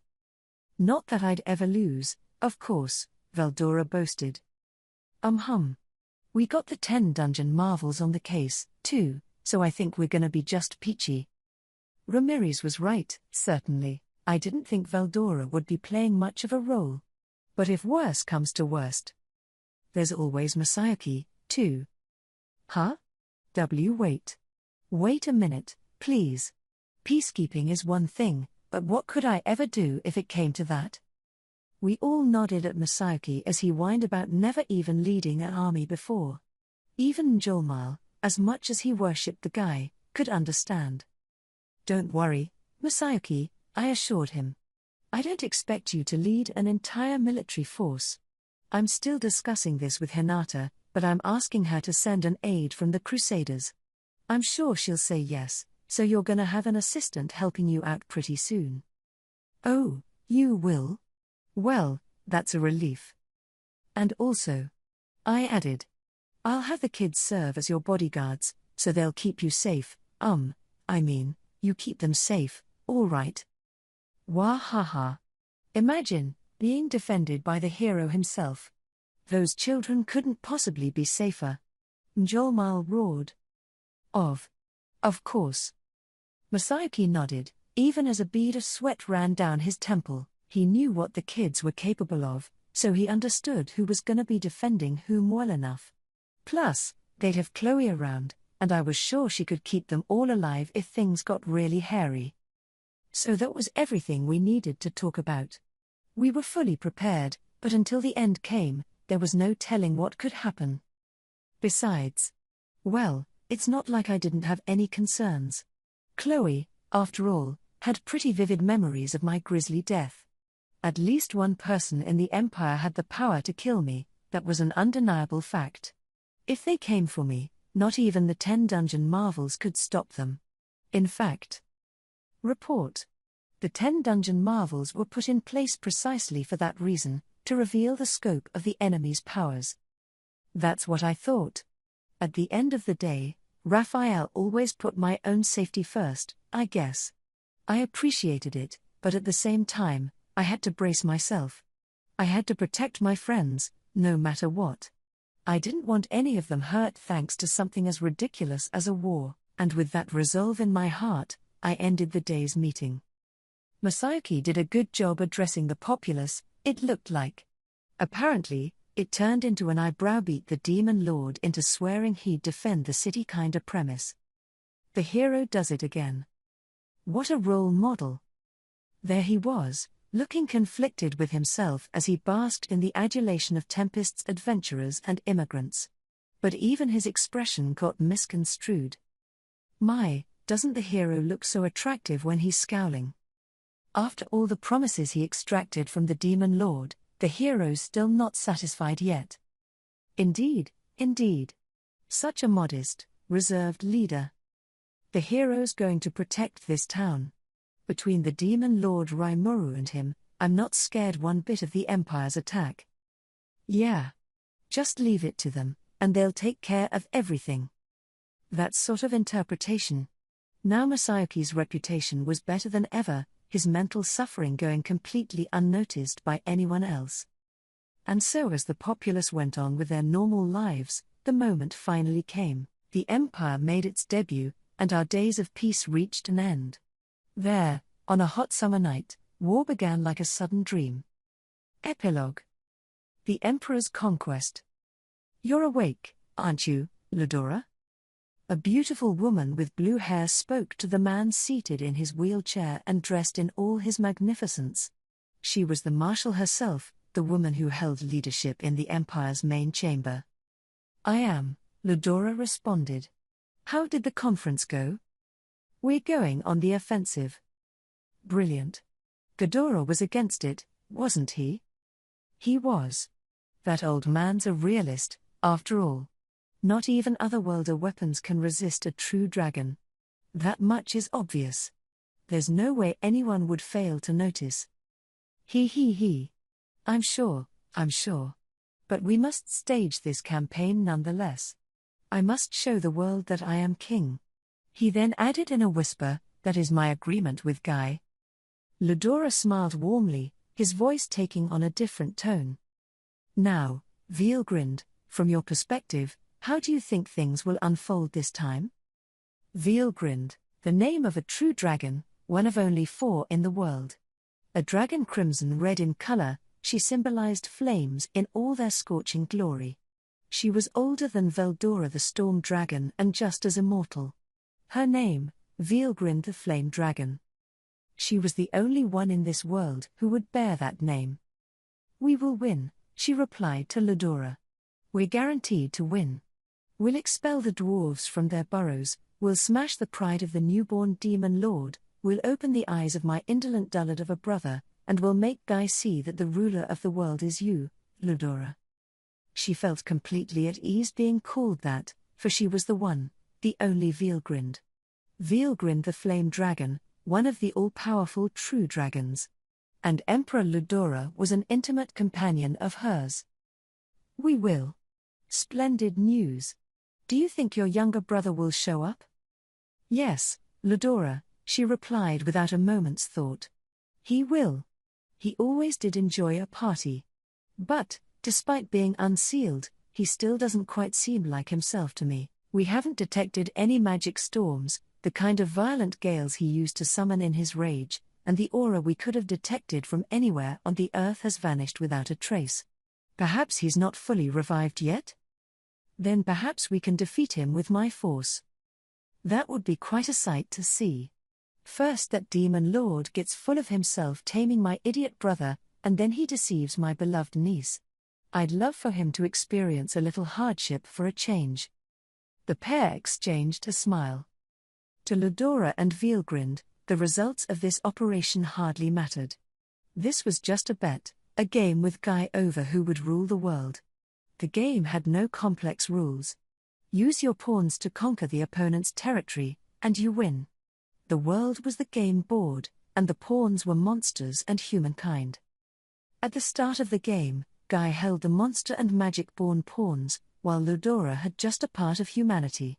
But these had changed hands many times, over many, many years, and now both sides were in a chaotic state. Under what rules there were, it was perfectly legal to seize your opponent's pawns, and to both sides, the most powerful pawns of all were the true dragons, their partners in the game. Only the pawns could be moved around, that was the one strict rule. By the same token, as long as Guy and Ludora didn't directly confront each other, anything else was allowed. If the world was destroyed, of course, that was game over, and neither side wanted that. So they went a little easy on each other, ensuring that never happened. But now there were some wild cards to this game: Veldora, the last true dragon in play, and the primal demons. These wild cards were outside the realm of the game, and Guy and Ludora were free to either recruit or antagonize them. The demon lord Leon, Guy's cooperative pawn at the moment, was being threatened by June in his territory. Violet was active in the west, and any false moves could lead to untold damage.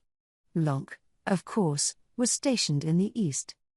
These demons boasted incredible powers, wholly exempt from the concept of death. It wasn't impossible to eradicate them at the root, but it would require careful, intricate preparations, but instead of paying all those sacrifices, it was best to negotiate and win them over to your side.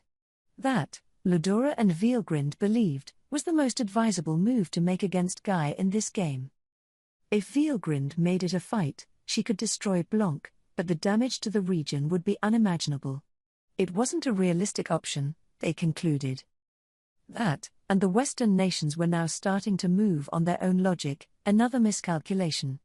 Luminous, a local god born in the West, had somehow grown herself a monotheistic religion. With her firm rule, she had managed to make the people of the West a single political entity. They knew Luminous was actually a demon lord, but now that her religion had taken hold, it was too late to do anything. By the time Ludora placed the East under his complete control, the West had also united itself. Thus, the game between Guy and Ludora fell into a stalemate. The heroes Cronoa and Granville made it so hard to attack the West. Quite a pain, wasn't it? If they hadn't shown up, I'm sure you would have won by now, said Veelgrind. Oh, not necessarily. I'm sure Veldinava put those obstacles down on my road to conquest, a trial, if you will.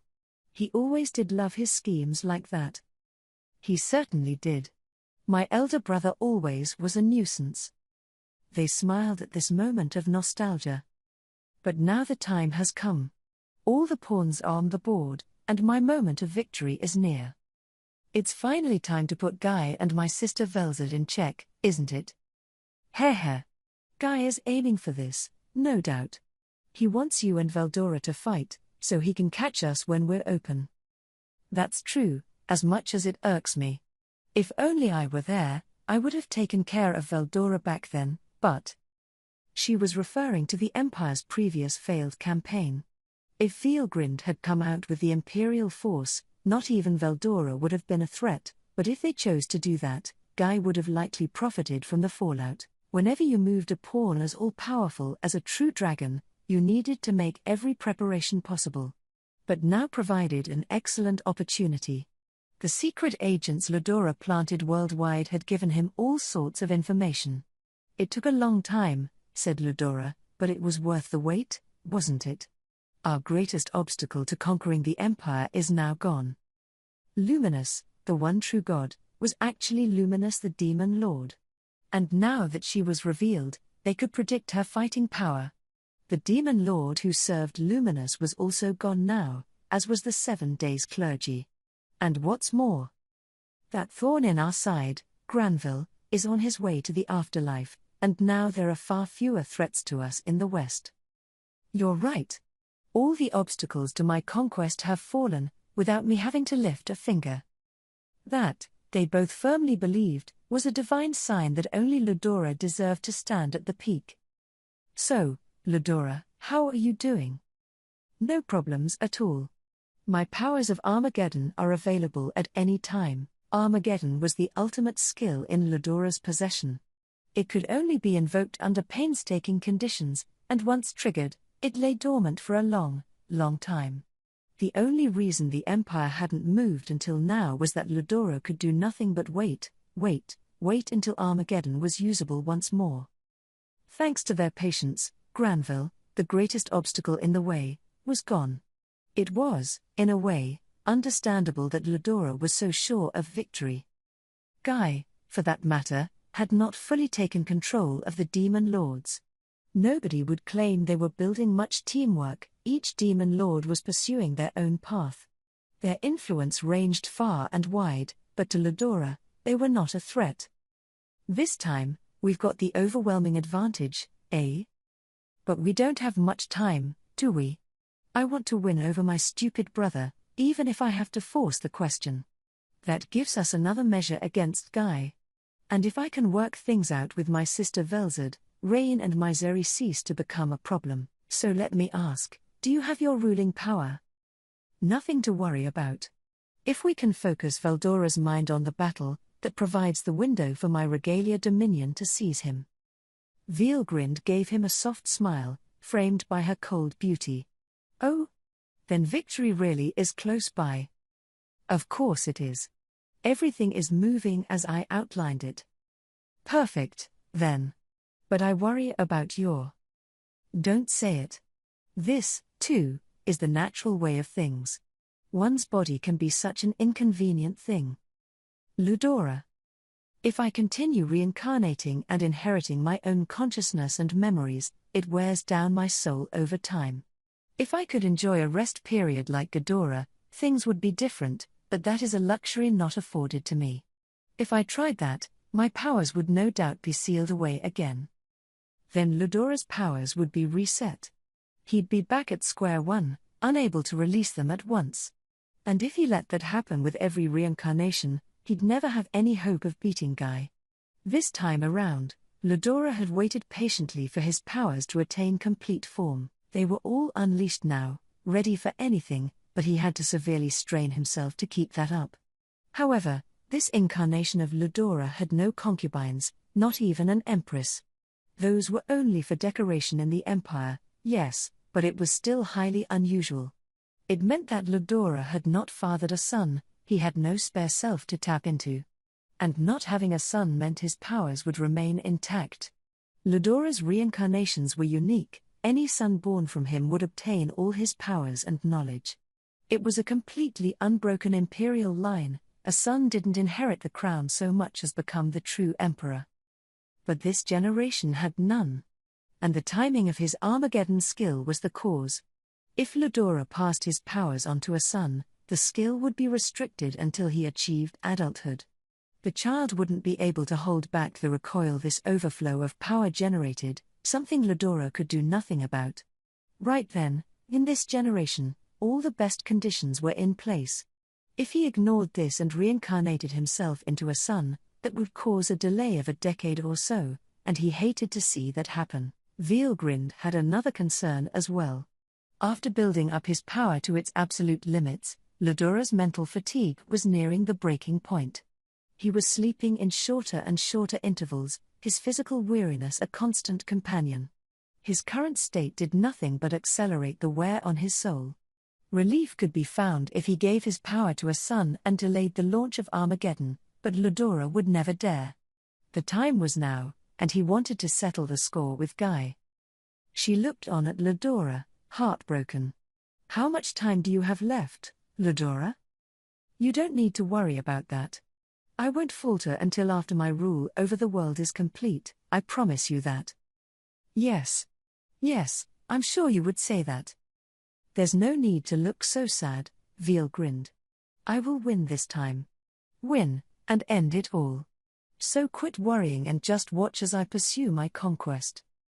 Then Ludora smiled his arrogant smile, the countenance of a ruler. A man walking the path of conquest until he ruled all. That was the way of Ludora, the hero emperor. The sight firmed Veilgrind's resolve. "Yes. Then allow me to bring down my rains of compassion. It has been far too long since I scattered my tranquil blessings of death. I will banish all those blocking your conquest to oblivion." She wrapped Ludora in a gentle, caring embrace, and then they continued chatting to their heart's content. And the next day, a military force like none before in history set off from the Empire to Tempest.